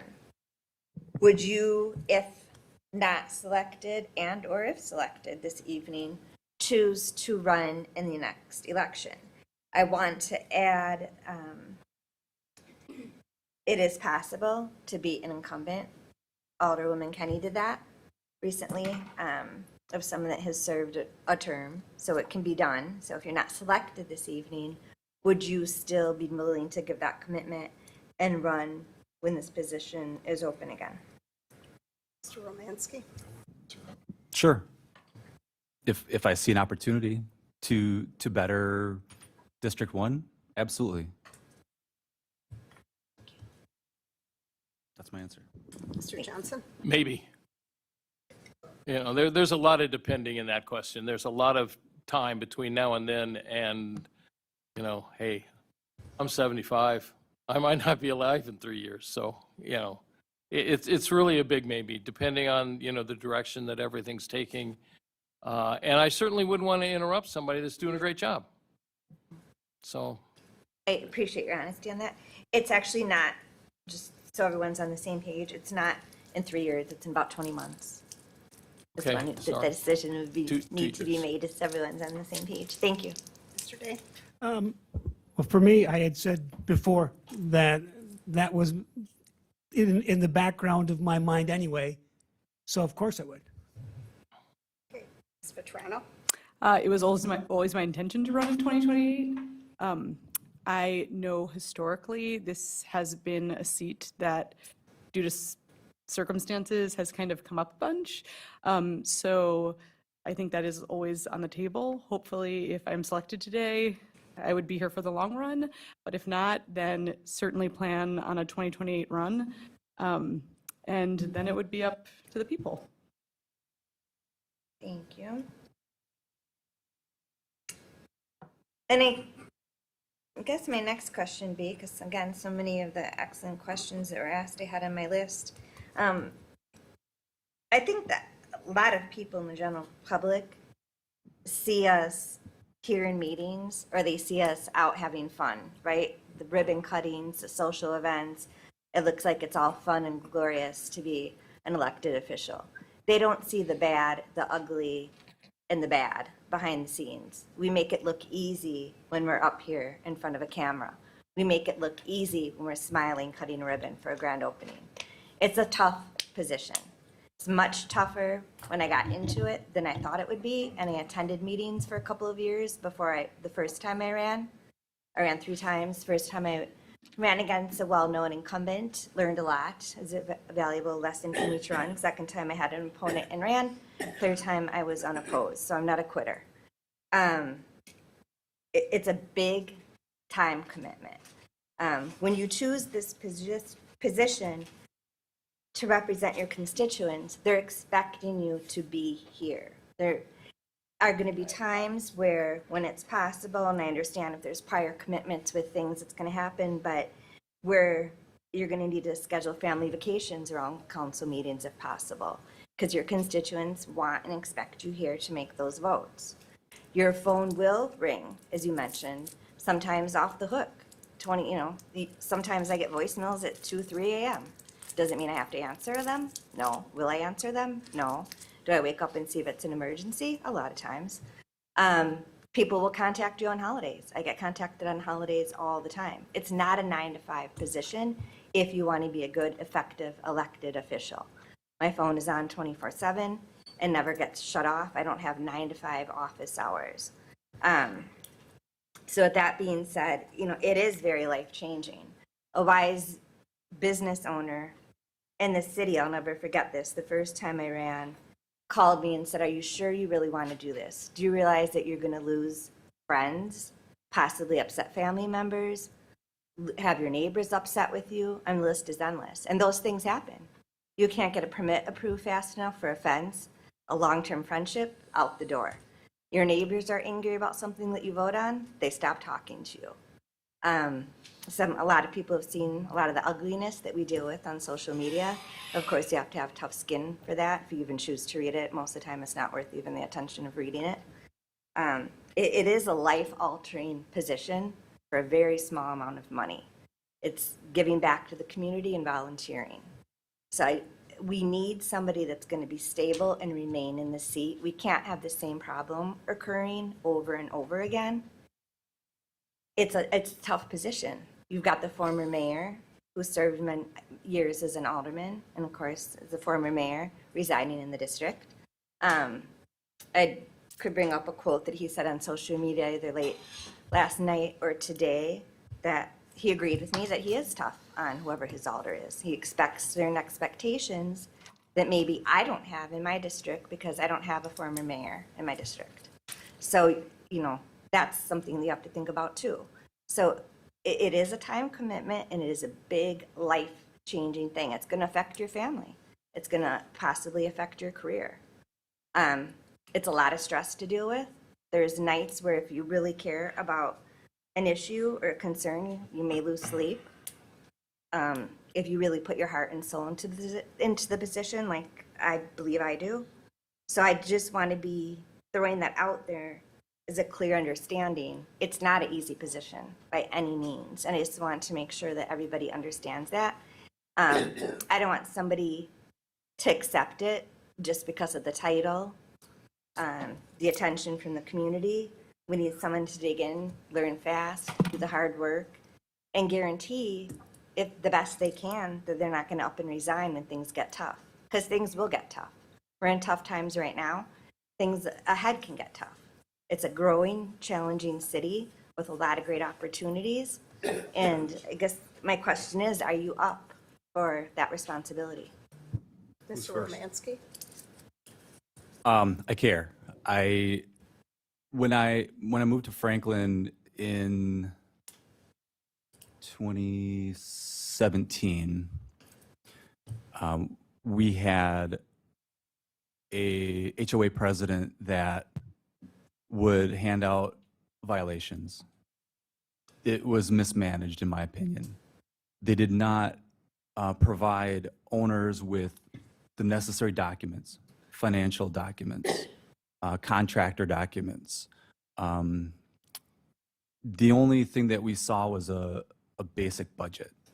So we did the work. There was a group of us that weren't happy with how things were. We pulled our money together. We found an attorney, and we asked, how can we change this? He said, you go door to door with votes, and you hold a special meeting, and you vote to kick him out, the president of the association. So we did that. We booted him, and it was contentious. It was terrible. But we did it. We went door to door for that. We changed our documents over the course of about 4 years, probably almost a half a dozen times.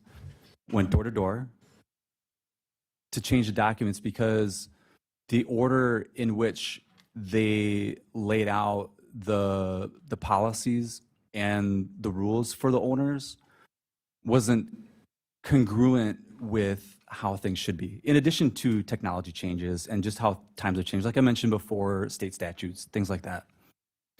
So I care about it. I didn't think that I would like it. I didn't think that I would enjoy public service. And I've been president for 7 years. I mean, I'll be honest, I probably can't get out of it if I tried because of the board, which they're great, and that's why. But I work for Milwaukee County. I mean, it's public service, right? I volunteered for the Technology Commission. It's public service because I care. I care about all those things. I care about my community. I care about the street that I live on. I care about the area, the city.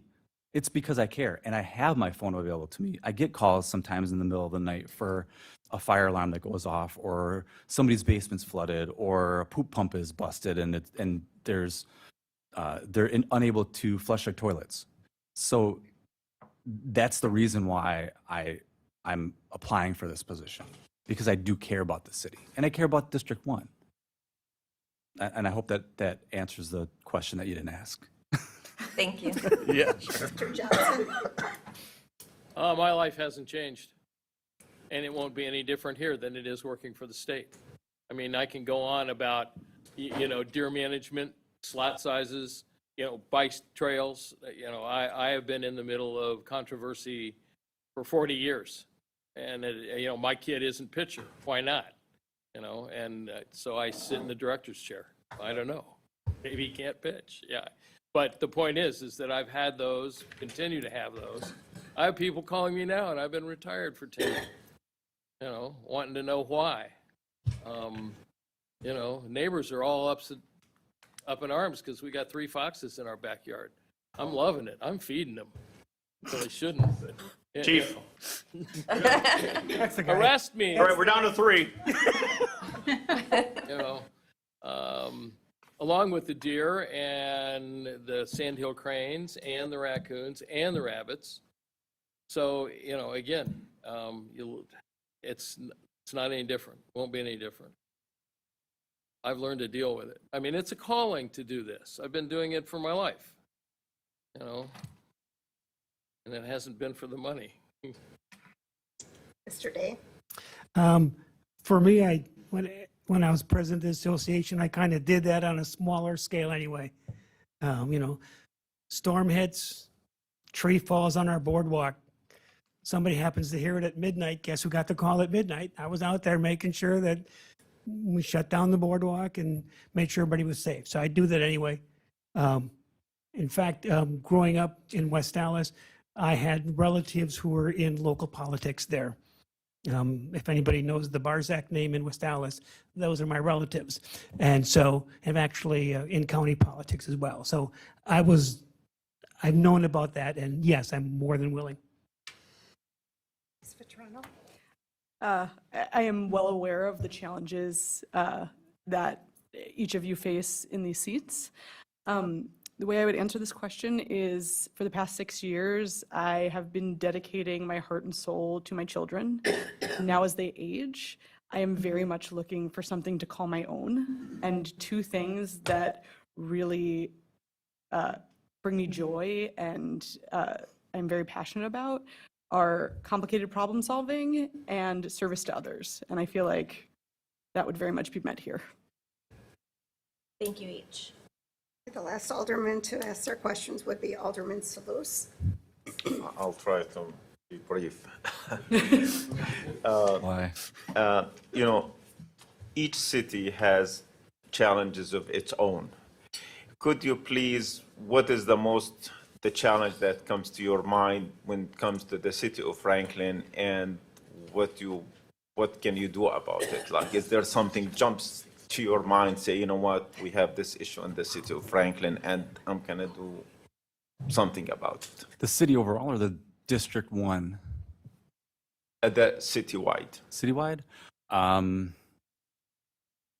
think that the development that we're facing is challenging. I think that the demand for having a piece of Franklin is growing, and I think that that's a challenge in itself. With that being said, I believe that there are some public challenges that we're facing, whether it's Potts General, whether it's an assault in one of the parks, the county parks that happen to be in Franklin.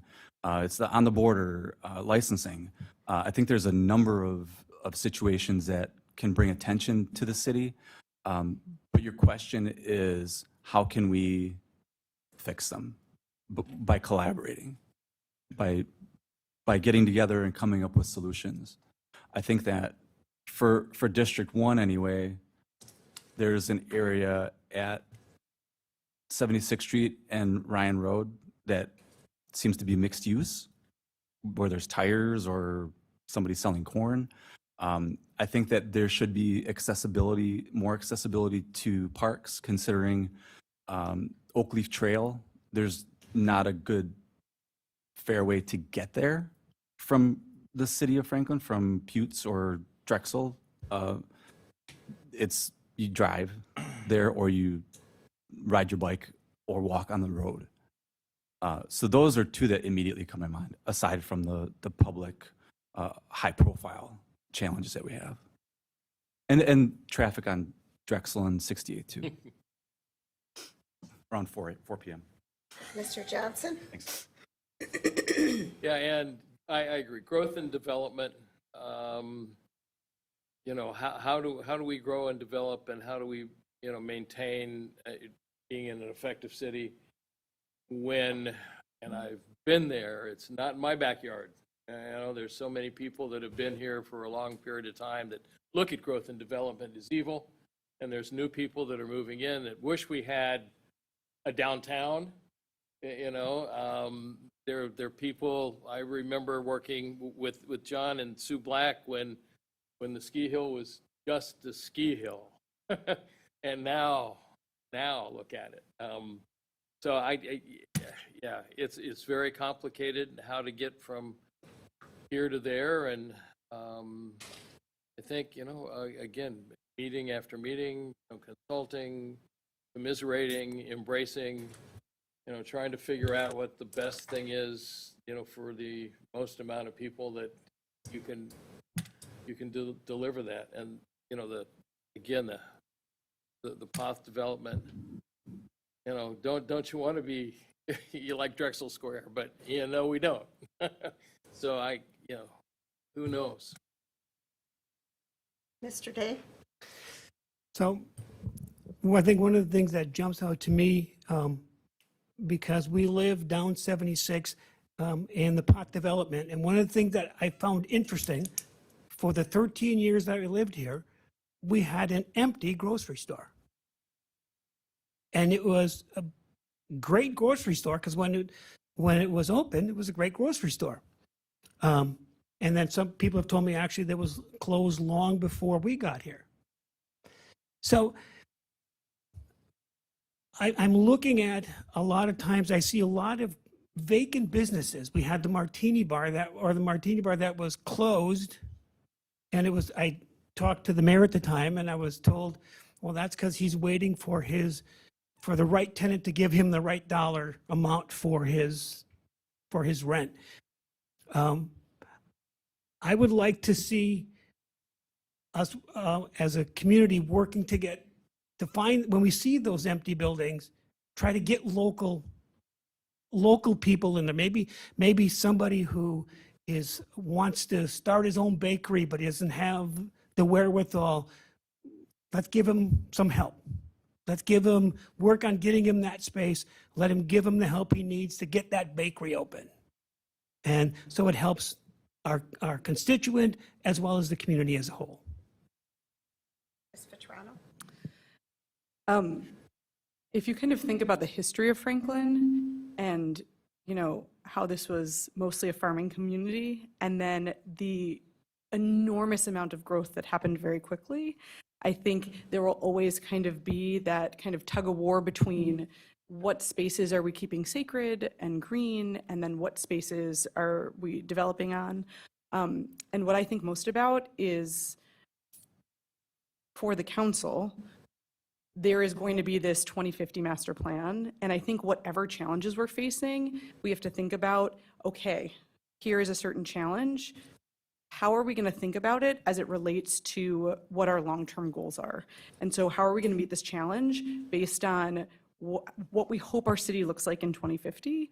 I think when you're solving complex problems, there have to be kind of points of view from experts. So I was fascinated to hear from the engineer about water issues that I am unfamiliar about, but that's why we have experts around here. So consulting the experts is a piece of it, collaboration right here in these chairs, and eyes on the master plan, and that will help really solve any problem.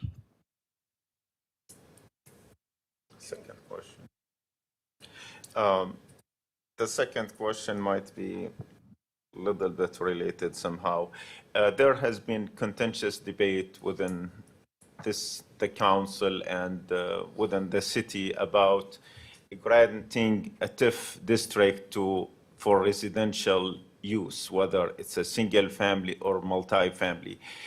Residents or citizens in the city feels that those TIF districts, it's a burden upon the shoulders of the taxpayers because, additional housing units being added and there are services associated with them, and the current taxpayers they end up footing the bill for that. How would you, the next TIF comes along, my focus and my specific questions about the residential part of it. If a residential TIF district comes along, would you support any TIF district for any residential use? No, I would not. I have mixed feelings about TIFs or TIDs. They are a burden on the taxpayer, but they also do promote growth and opportunity for the city or county or state, whatever body. But I'd like to know the details. Is it blighted? Is the area blighted enough to declare it a tax incremental district? I don't know that answer, and that's something that I would like to look at with the rest of the council in order to make a fair decision on something like that. Mr. Johnson? Yeah, I was told there wouldn't be any math. Surprise. But that's really what you need, in figuring out TIF and TID districts is, the rise and the run and the, DDD and how much do we get back from this and what are we going to invest? And when is the timeline and when does it pay off? And some of them, they're not all the same. They're all unique and they're all special. And I think that they need special attention, and somebody with a real sharp pencil that can, and you look at the, what's the, best thing that can happen and what's the worst thing that's going to happen. And if they don't pay off, but if they pay off, there's just so many questions. I think each individual district needs concentrated effort, prior to the. Mr. Day? Yeah, that's the, if you wanted to give a straight yes or no, I can't do that because I would have to see, again, all the details on each specific TID or TIF that would come up. Ms. Vetrano?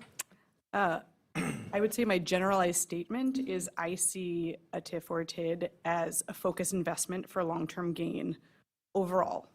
However, I also see it as one tool in a toolbox that cannot be used in every situation, right? You can't use a hammer to fix every problem. So I see that as something to be used in a focused way. And as kind of everyone has alluded to, there are specifics in each agreement that really have to be looked over before you can give a yes or a no answer. Mayor Nelson, I would like to ask a question. Before I ask that question, I want to thank all of you for coming up here because it takes guts to sit in these chairs and get the scrutiny and the ridicule, oftentimes undeserved. And the four of you came up here with an open mind. Four of you gave very thoughtful answers. And I think every one of you would serve very well in that chair. I just wanted to say that all four of you, I think, would, I like how you're thinking. I like, it's a reasonable outlook on things, and I think you did very well. So I have a real simple one, okay? How would you lower taxes in the city of Franklin? Short answer. Mr. Romansky. And we'll start with Mr. Romansky. What did I say about math? How would I lower the property taxes? Tax bill, people are complaining. District 1, I'm so mad right now, lower my damn taxes. How are you gonna do it? Let me think. Let me think for a second. Really? I would put a toll booth. It's not easy. A toll booth. On which road? Uh, By your house? Highway 100. Highway 100 and 94 coming in, and then southbound at Drexel by my house. Mr. Johnson? Sure. You know, again, I've been in so many of these situations, and, you know, there's service and there's cost. You know, you can't get a steak dinner at McDonald's, but when you get McDonald's, you know, at a steakhouse, you know, everybody's got a salary. Everybody has rent to pay. Everybody has kids to pay school for. Everybody wants a raise. Grocery, you know, the gas price, everything goes up. We actually, once upon a time, sat down and figured out how to get rid of the street department by making sure that everybody shoveled the street in front of their house and fix the potholes. You know, it's your responsibility. You know, get off, get the snow blower out, you know, and do right in front of your, from property line to property line. And if you live on a corner, you're in deep doo-doo. And if nobody lives across the street, then you got the whole thing to do. I think what you need to do is present a budget that makes sense. It costs X amount to join the YMCA to get in shape. And if you don't want it, don't get in shape, you know, run the street. Don't join the Y. You know, how do you do it? The mayor's job. So far, we're not batting 1,000. I got a toll booth and I got it's my job. Good answer. Can I add an honest answer after they're done? No. Okay, You had your thanks. shot. That's fair. Go back to the technology commission where we need you there bad. Mr. Day? That's what I hear. For me, I would rather than, before I would address lowering the taxes, I would make sure that we're properly using the funds we're getting in. And if we can provide decent services, I mean, I don't like to say decent, I'm going to say great services and amenities for the funds we're taking in. It's not that your taxes are too high, are your taxes being spent well? Vetrano? So I was thinking about this winter, right? I never had to worry about driving my car on Franklin roads this winter. And that is something that my tax dollars are paying for, right?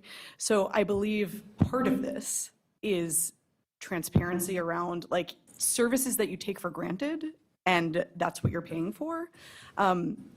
Franklin is known for having high property taxes, so I feel like we are upfront about that moving into the community. I'm not saying that people can't complain about that once they're here, but I think part of this is transparency. Another part of this is, sadly, people have to know what comes with lowering your taxes, right? A lot of our budget goes to paying the personnel who help the civil services, right? And so if you want lower taxes, that means that you may not be getting a service that you are not paying for then. And so really transparency and being upfront with people about what that would mean if we did lower taxes. I would just like to express I would just like to address that. I would just like to address a very misconception that I hear all of the time. And as far as taxes in the county of Milwaukee, we are the second lowest. We have been the first lowest for a long time. We are now the second lowest. So it is not your property values that are driving taxes. Okay, now I'm going to pass out a piece of paper and the aldermen and alderwomen can vote. You could just fill those out, please, and then pass them down. Late studying. 43 years. Yeah. Wow. You got a lot of energy still. Good for you. Yeah. First of all, did you happen to work at Market? And if there is a tie, then we will do a second round of voting. My wife. If everybody heard that, Okay. if there's a tie, there'll be a second round. So I'm not going to be breaking a tie if there is one right off the bat. Madam Clerk? No. We didn't have that.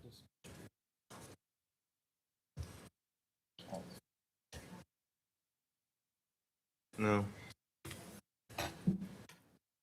Okay, go ahead. I will. Are everybody in? Is everybody in? I think so. Okay, Alderman Kenny voted for Ms. Vetrano. Alderman Salus voted for Mr. Johnson.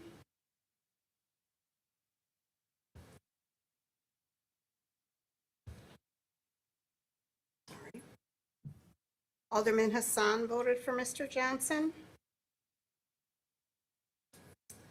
Alderwoman Kresovic voted for Mr. Johnson. And Alderwoman Eichmann voted for Mr. Johnson. Okay, so I have 4 for Mr. Johnson and 1 for Mr. Vetrano. Well, thank you all. Congratulations, Alderman. Condolences. Well, So, get ready. Michelle. Thank you all. Thank you very much. Mr. Johnson, if you could come up here, I will swear you in then, and then we can continue with the meeting. Thank you all.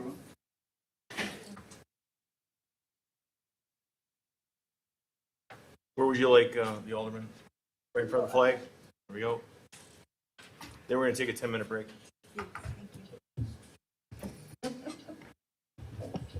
Raise your right hand, please. Clark Johnson, having been elected to the office of the Alderman for District 1, swear that you will support the Constitution of the United States and the Constitution of the State of Wisconsin, and will faithfully and impartially discharge the duties of said office to the best of your ability. So help you God. I do. Congrats. All right. Have a seat, so while we're going to take a 10-minute break.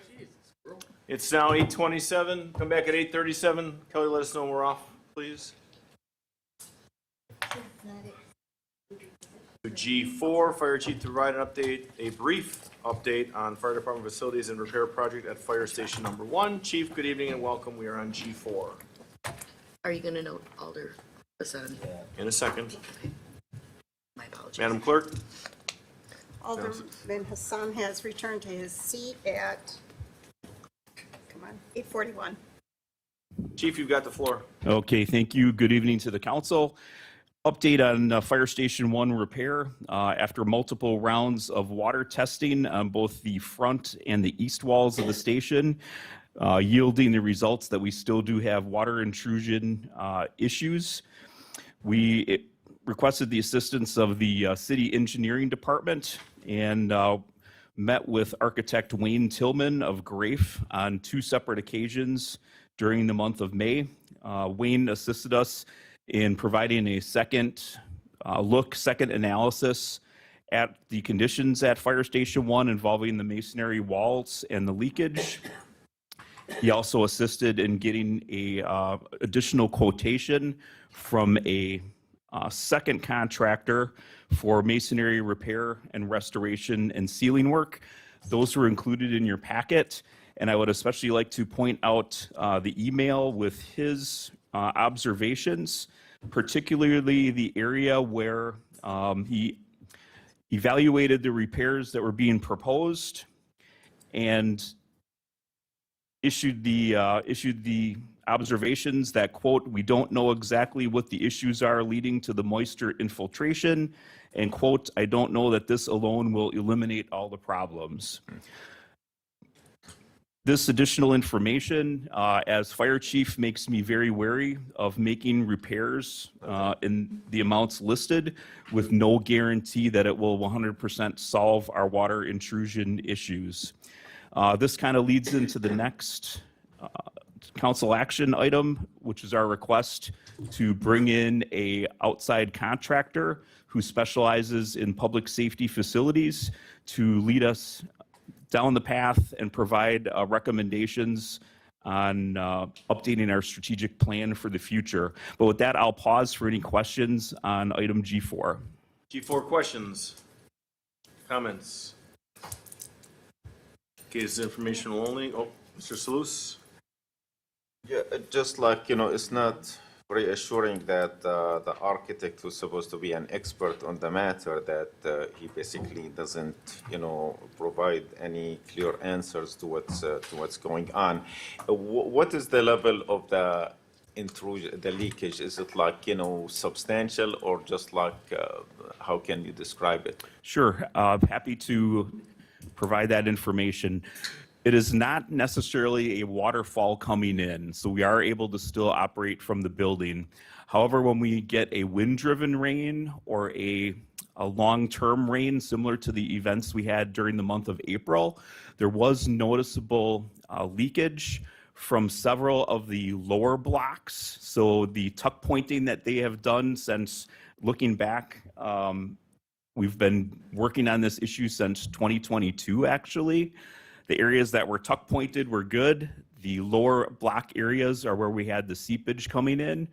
And it is substantial enough that we would be concerned about mold reforming again if we were to close up the drywall on the inside.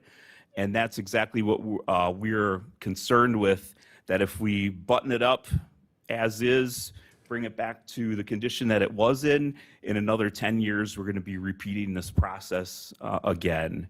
And the expert, a couple other details that he conveyed, being that the building is close to 50 years old, the way that they construct block walls and brick walls now is completely different. As far as the space in between the brick facade and the actual block that provides the structural portion of the wall. And that's where he believes that when we get that wind-driven rain, there's not enough space in between the block and the brick.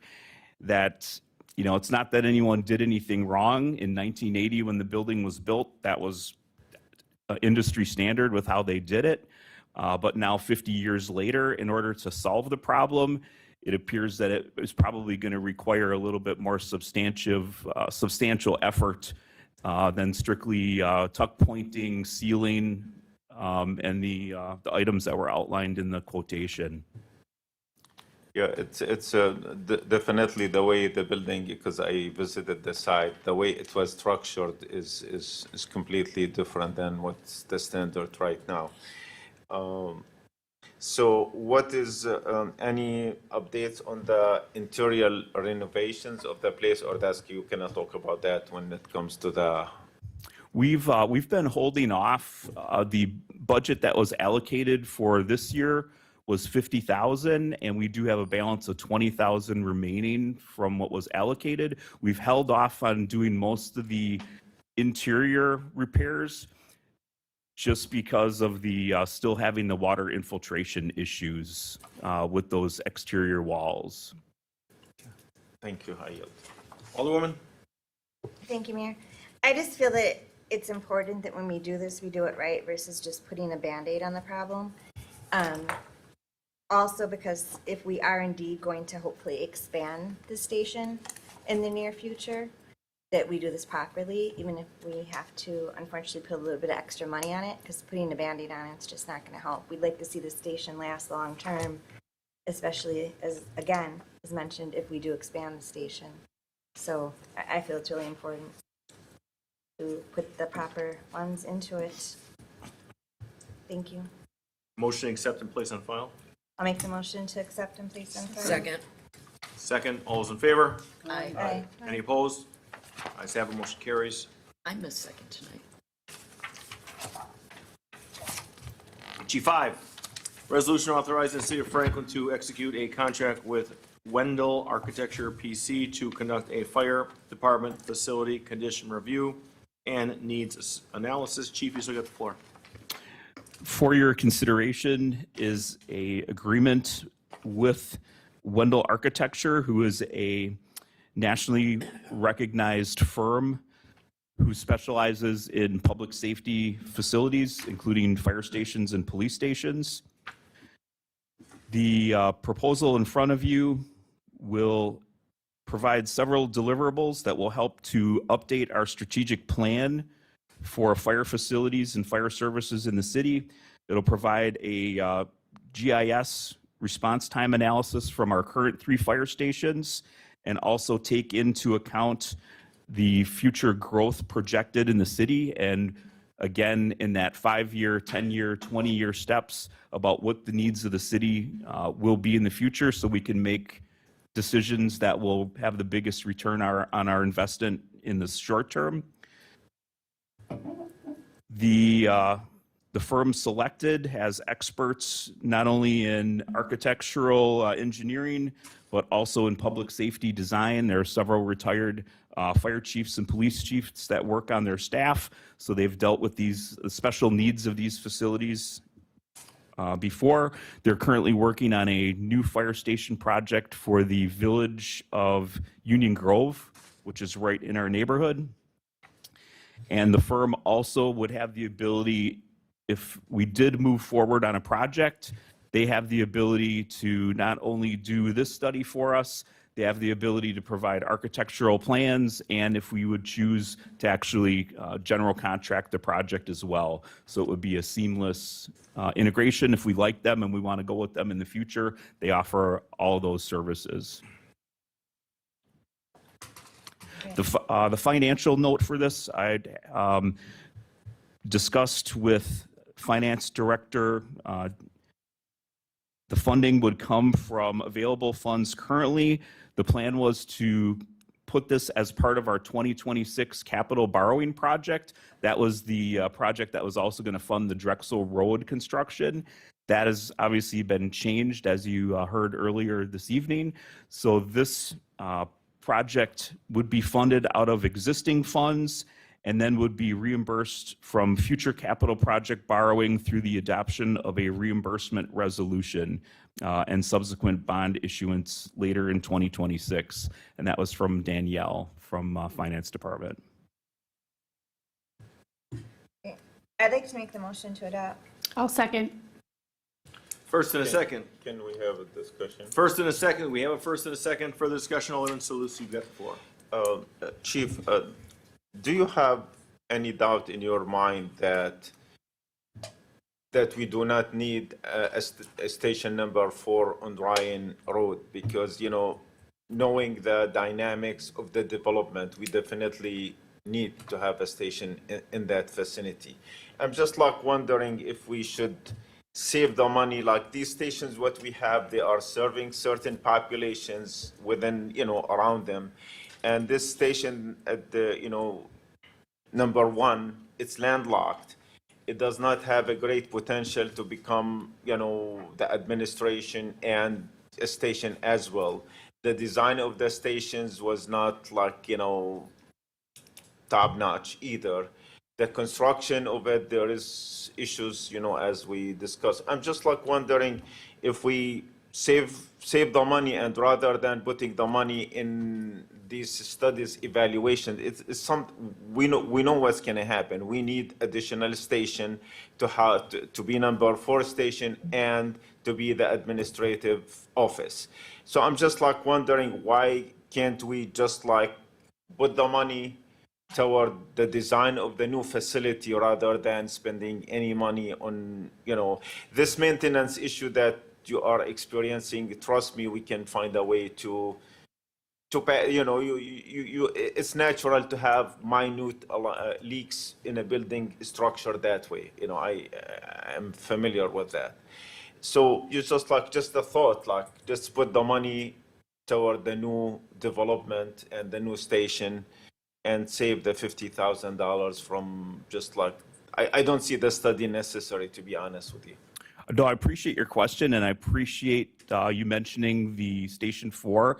In 2022, we did submit, or we did develop a plan for a new fire station on the grounds of the DPW, which that project for the DPW expansion was just completed.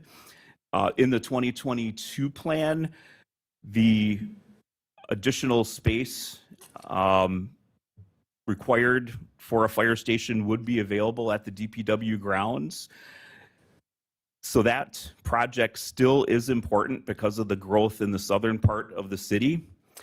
Right now, this fire station number 1 location is very strategically advantageous for us in that we can get to many parts of the northern and northwestern part of the city very quickly from that location. So we wouldn't want to abandon that. Not abandon. And I know that's not what you mean. I just wanted to be clear for the rest of the council. So, so the need is still there. And the biggest question, obviously, that everyone has is, well, how much is this going to cost? What's the investment going to be? And you are absolutely correct. We will need a 4th station with the growth in the city.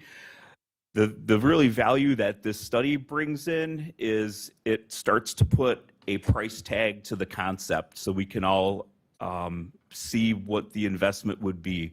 Myself, as fire chief, I don't have any idea, I can ballpark it by what, in 2022, the new fire station was approximately 8.5 million at that time.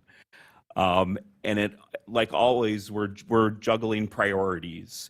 And command staff from the fire department, when we looked at this, we looked at that we're already very strapped for space at Fire Station 1, which is where we have to operate out of right now.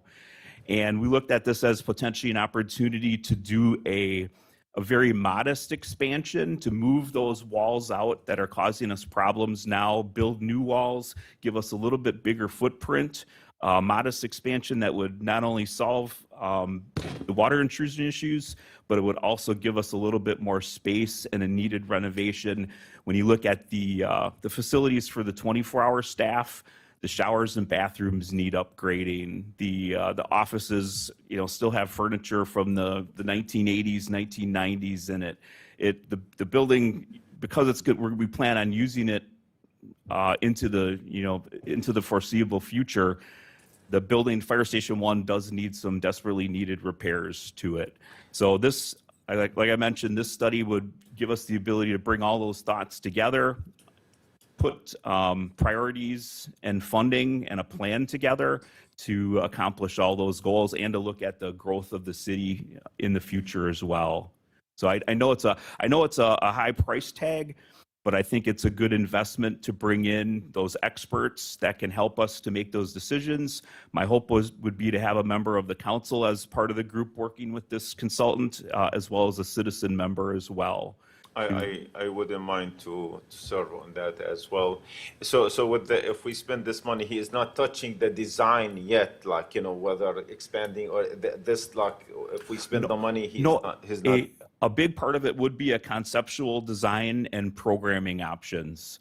So that it would be options presented to the council of not necessarily build-to plans, but concept designs and price tags to go along with it, so that you all can make an informed decision.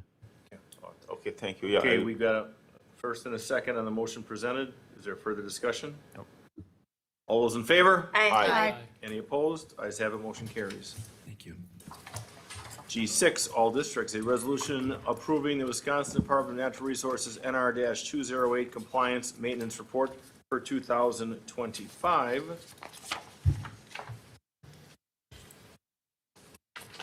Mr. Beardsley, are you taking G6?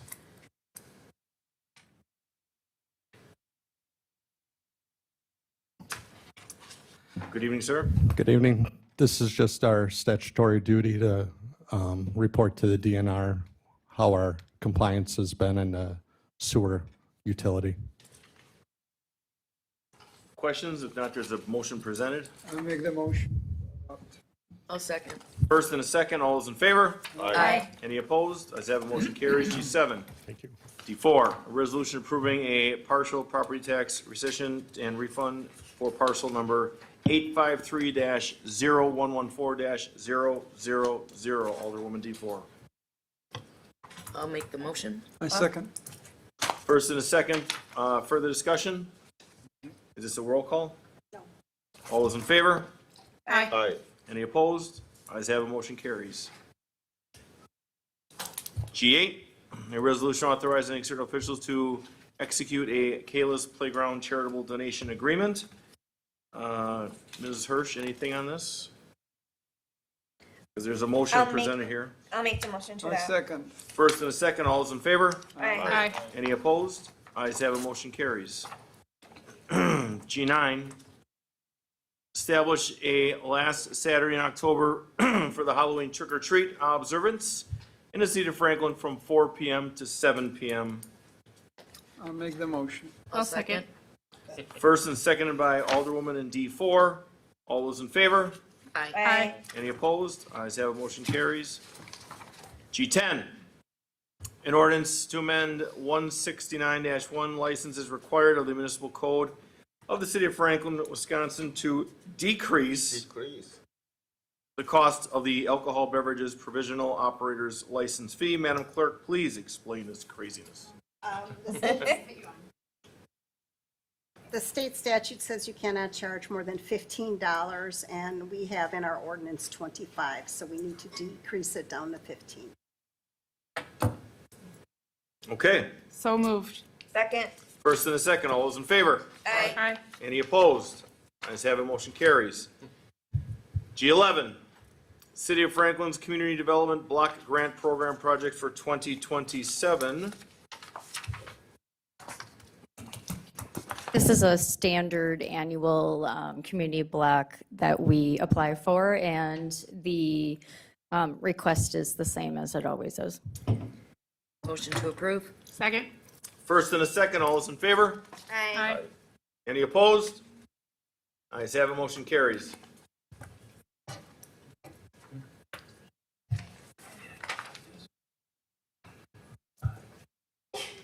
Bless you. I like the page numbers on here. We going up to H1 now? Yes. Yeah. All right, H is in Henry, number 1. HB&H LLC DBA On the Border applications for Class B combination and entertainment and amusement licenses for July 1, 2026 to June 30th, 2027. Mr. City Attorney, you've got the floor. Please hit the mic. Good, he's on. Don't touch nothing. You're all good. The motion to approve the license applications passed at the June 2 meeting. Recommendation is no further action on the motion as the renewal term starts in 14 days, and any further action requires due process proceedings, which under current circumstances would likely be extremely difficult to complete within that time. Knowledge of facts has changed since June 2, when investigation was still ongoing. On last Wednesday, June 10, a criminal complaint was filed by the Milwaukee County District Attorney's Office and Milwaukee County Circuit Court, naming On the Border as the defendant. The Franklin Police Department was substantially involved in the investigation process leading to the complaint. Recommendation is to proceed with a further review with the police department of this matter and the potential preparation and issuance of a complaint to be returned to the common council for the issuance of a summons therefore, and the due process hearing proceedings to follow. With regard to the proceedings, the city attorney provides legal counsel services to the common council as the decision-making authority. And as such, it would be a conflict for the city attorney to also provide legal services to litigate the complaint before the common council. Recommendation is to authorize Attorney Nicholas Serwin to provide the potential complaint processing services with the police department. Attorney Serwin is an experienced municipal attorney who currently works in the Von Briesen law firm and formerly was an assistant city attorney for West Allis, providing the prosecution services. The Von Briesen law firm currently represents the Franklin School District in its pending case versus the city. But Attorney Serwin has no involvement in that case whatsoever. Also, the firm has provided legal representation in some tax assessment issues through the years, of which are closed, but that may reoccur in the future, but would definitely be unrelated to this subject matter. I checked with the Director of Finance, and there are funds available in the Legal Services Department budget to fund the services of Attorney Serwin. Final recommendation to the council is to adopt a motion to hereby authorize Attorney Nicholas Serwin to provide legal services to process a potential complaint with regard to the on-the-border licenses, and to hereby waive any conflict of interest with regard to the services to be provided by Attorney Serwin, and authorize the city attorney to sign a waiver and deliver it to the Von Briesen law firm. I'd like to adopt that motion. I'll second. First and a second, roll call, please. These will all be roll call votes. Alderman Johnson, I'm going to abstain from this. Alderwoman Eichman, First vote. Aye. Alderman Hassan, Aye. Alderwoman Precevich, Aye. Alderman Salus, No. Alderwoman Kenny. Abstain due to conflict. 3 ayes, 1 no, 2 abstentions. Mr. City Attorney, does that motion pass? Yes, it's a majority of a quorum, and a majority of the votes cast where all the aldermen were present was sufficient to elect, even though some did not vote or voted a blank ballot, citing State Ex Rel Burdick v. Tyrell, Thank you. Wisconsin Supreme Court case. Motion passes and you still got the floor, sir. That's it. Well, a couple things. I'm sure there's questions that the council may have on this. Well, a reminder that the council would be the decision maker if a complaint is brought back to the council. So no prejudgment, deliberations, et cetera, should be involved at this point in time. Okay, anybody have questions up here? Mr. Salus, Alderman Just to Salus. it's not clear in my mind, why do we have to hire attorney in this case? I know he explained it, but I did not understand it. That's how licensing due process hearings are processed by municipalities, because the municipal attorney, city attorney, village attorney advises the common council, the village board. That's the decision maker. So that's your primary client. So you can't go sit down in front of that decision-making body and then prosecute it, because that's a conflict as to what your duties normally are. So this Mr. Serwin, he'll be on behalf of the council? He will be reviewing the subject matter, working with the police department to bring the matter back. In effect, working for the city overall. Alderwoman Point of clar, sorry, which, Prestovich. thank you.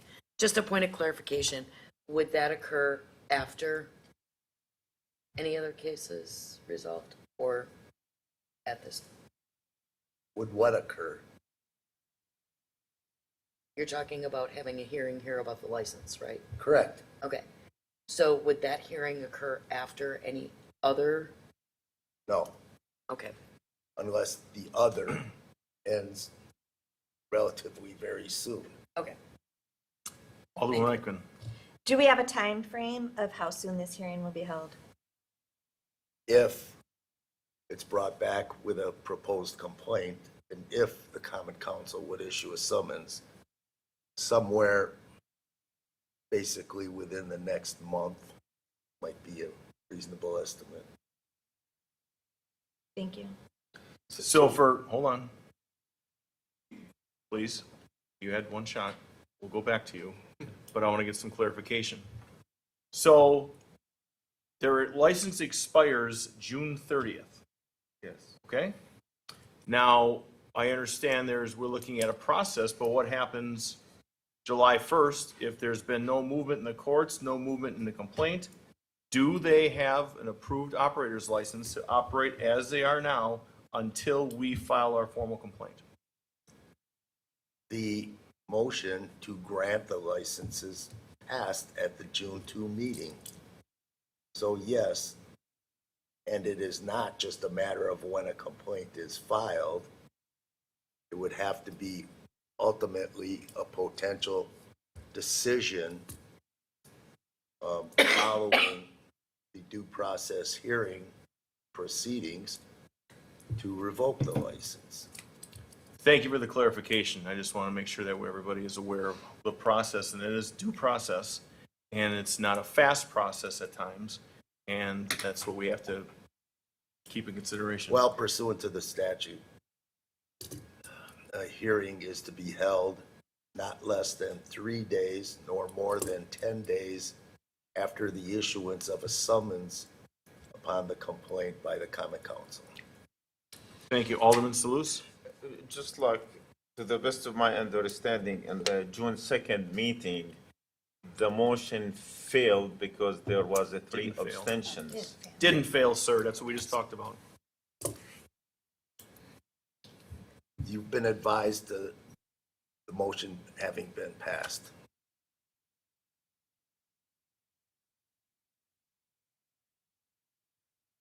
Okay? I yield. Madam Director of Finance, nothing? Okay, anything further, Mr. City Attorney, on this? No? Okay, Madam Clerk? Anything else? No, we're gonna move on. Just licenses. Okay, so we're gonna move on to H2. Now, we, a package here that I'll read tonight. okay, so H2 now, do you want to touch these first ones now that there's, Yeah, I have several folders here. There was not a quorum for some can you of- turn on our mic, please?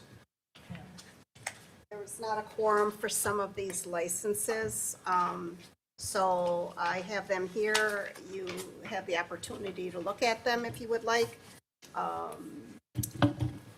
for you to cast your vote on them, because like I said, there was not a quorum. So there was a conflict with, where someone had to abstain. So do you guys want to look at these? Well, why don't I explain a little more? Okay, just so everybody knows, so we had 2, because normally there's 3 aldermanic representatives in licensing.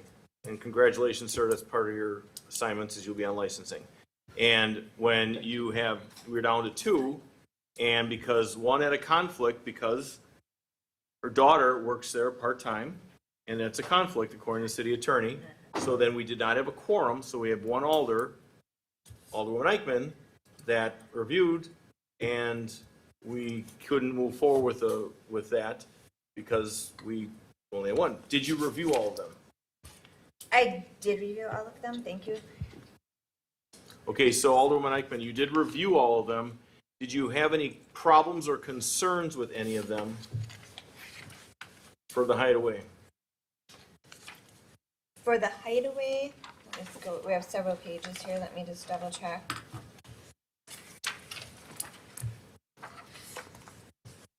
On page 4,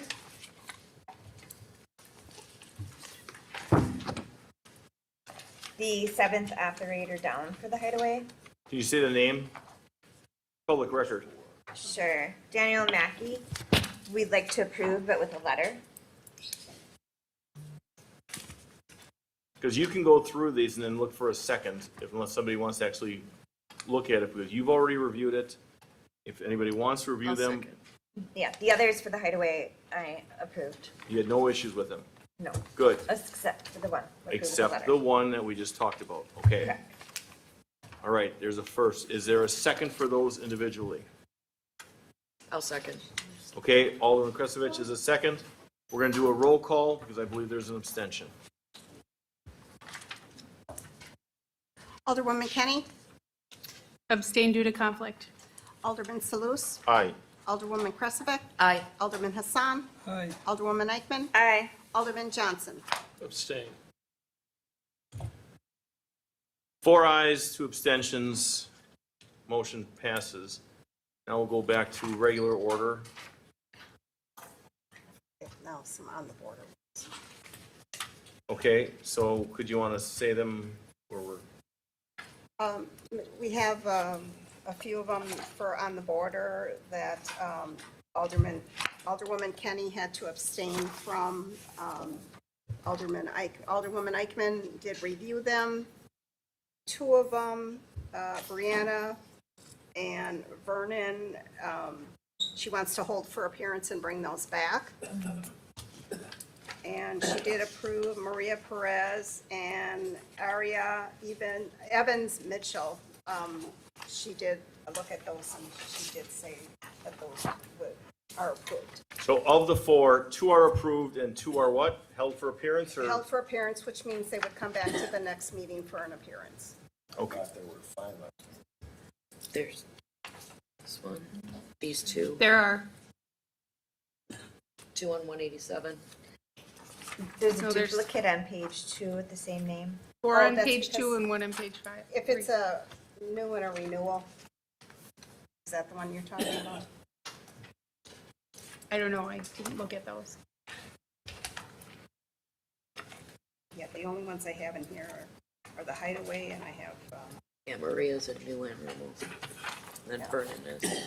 Well, let's go with the names loudly and clearly of who is passing and who is not. Michelle, do you want to go through the ones you looked at or you want me to? Sure, on page 1, and I apologize if I pronounce these names wrong. Operator new license for Ariana Evans Mitchell is approved. Then going on to page 2, Brianna Mahan, we would like to hold and call in for an appearance. Maria Perez for new and Maria Perez for renewals were both approved. We go on to page 3, is a Vernon Wanke. We would also like to hold that for an appearance as well. And that completes the operator licenses for that establishment. Okay, is that a motion then, ma'am? Yes. Is there a second on that? Second. We have a first and a second. This will be a roll call, please. Alderman Johnson, Abstain. Alderwoman Eichman, Aye. Alderman Hassan, Aye. Alderwoman Kresevich, Aye. Alderman Salus, Aye. Alderwoman Kenny. Abstain due to conflict. 4 ayes, 2 abstention, motion carries. Okay, now let's go back to the regular list. Alderwoman, who's taking? I got it. Alderwoman Kenny or Alderwoman Eichman? I got it. Alderwoman Kenny, you've got the floor. Okay, so on page 1, the first 3 applicants are approved.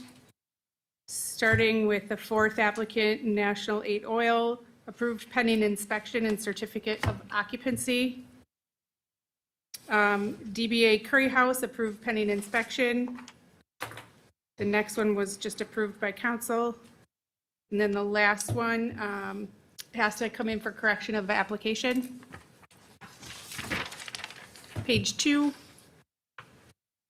Same person needs to come in for correction of application. You can say their name as this is public record. To Okay. Make sure we're all, And then the next 3, you guys just voted on. So Brianna is coming in, you approve Maria, those 2. And then everyone else on that page is approved. Page 3. Everyone's approved down to, or you guys just voted on appearance for Vernon Winky, but everyone else is approved down to, well, everybody else on that page. Page 4. Everyone's approved, starting from the beginning down to Mark Leto. Daniel Mackey approved with a letter. Is that correct? Correct. Amber and Serena approved. Kelly Molina approved. Jasmine Moran, correction of application. Jacqueline Murphy approved. The next one was a call-in. hold for appearance. Hold for appearance. Murphy. Page 5, everyone is approved.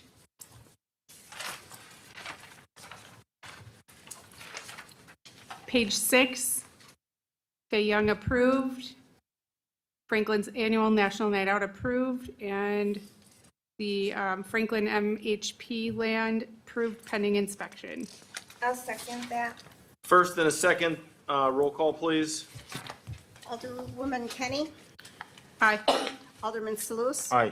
Alderwoman Christovic? Aye. Alderman Assam? Aye. Alderwoman Eichman? Aye. Alderman Johnson? Abstain. 5 ayes, no noes, 1 abstention, motion passes. Ayes and Ida, there's also a roll call vote, 3 points. City vouchers with an ending date of June 11, 2026, in the amount of $1,512,155.72. Point 2, payroll dated June 12, 2026, in the amount of $485,111.24, and payments of the various payroll deductions in the amount of $278,047.37, plus city matching payments. And point 3, estimated payroll dated June 26, 2026, in the amount of $492,000, and payments of the various payroll deductions in the amount of $700,000, plus city matching payments. Is there a motion? Motion to approve. Second. First and a second, roll call, please. Alderman Johnson? Aye. Alderwoman Eichman? Aye. Alderman Assam? Aye. Alderwoman Christovic? Aye. Alderman Sluse? Aye. Alderwoman Kenny? Aye. 6 ayes, no noes, motion carries. Motion to adjourn. I'll make the motion to adjourn. Second. First and a second, all's in favor? Aye. Any opposed? Ayes have it, 9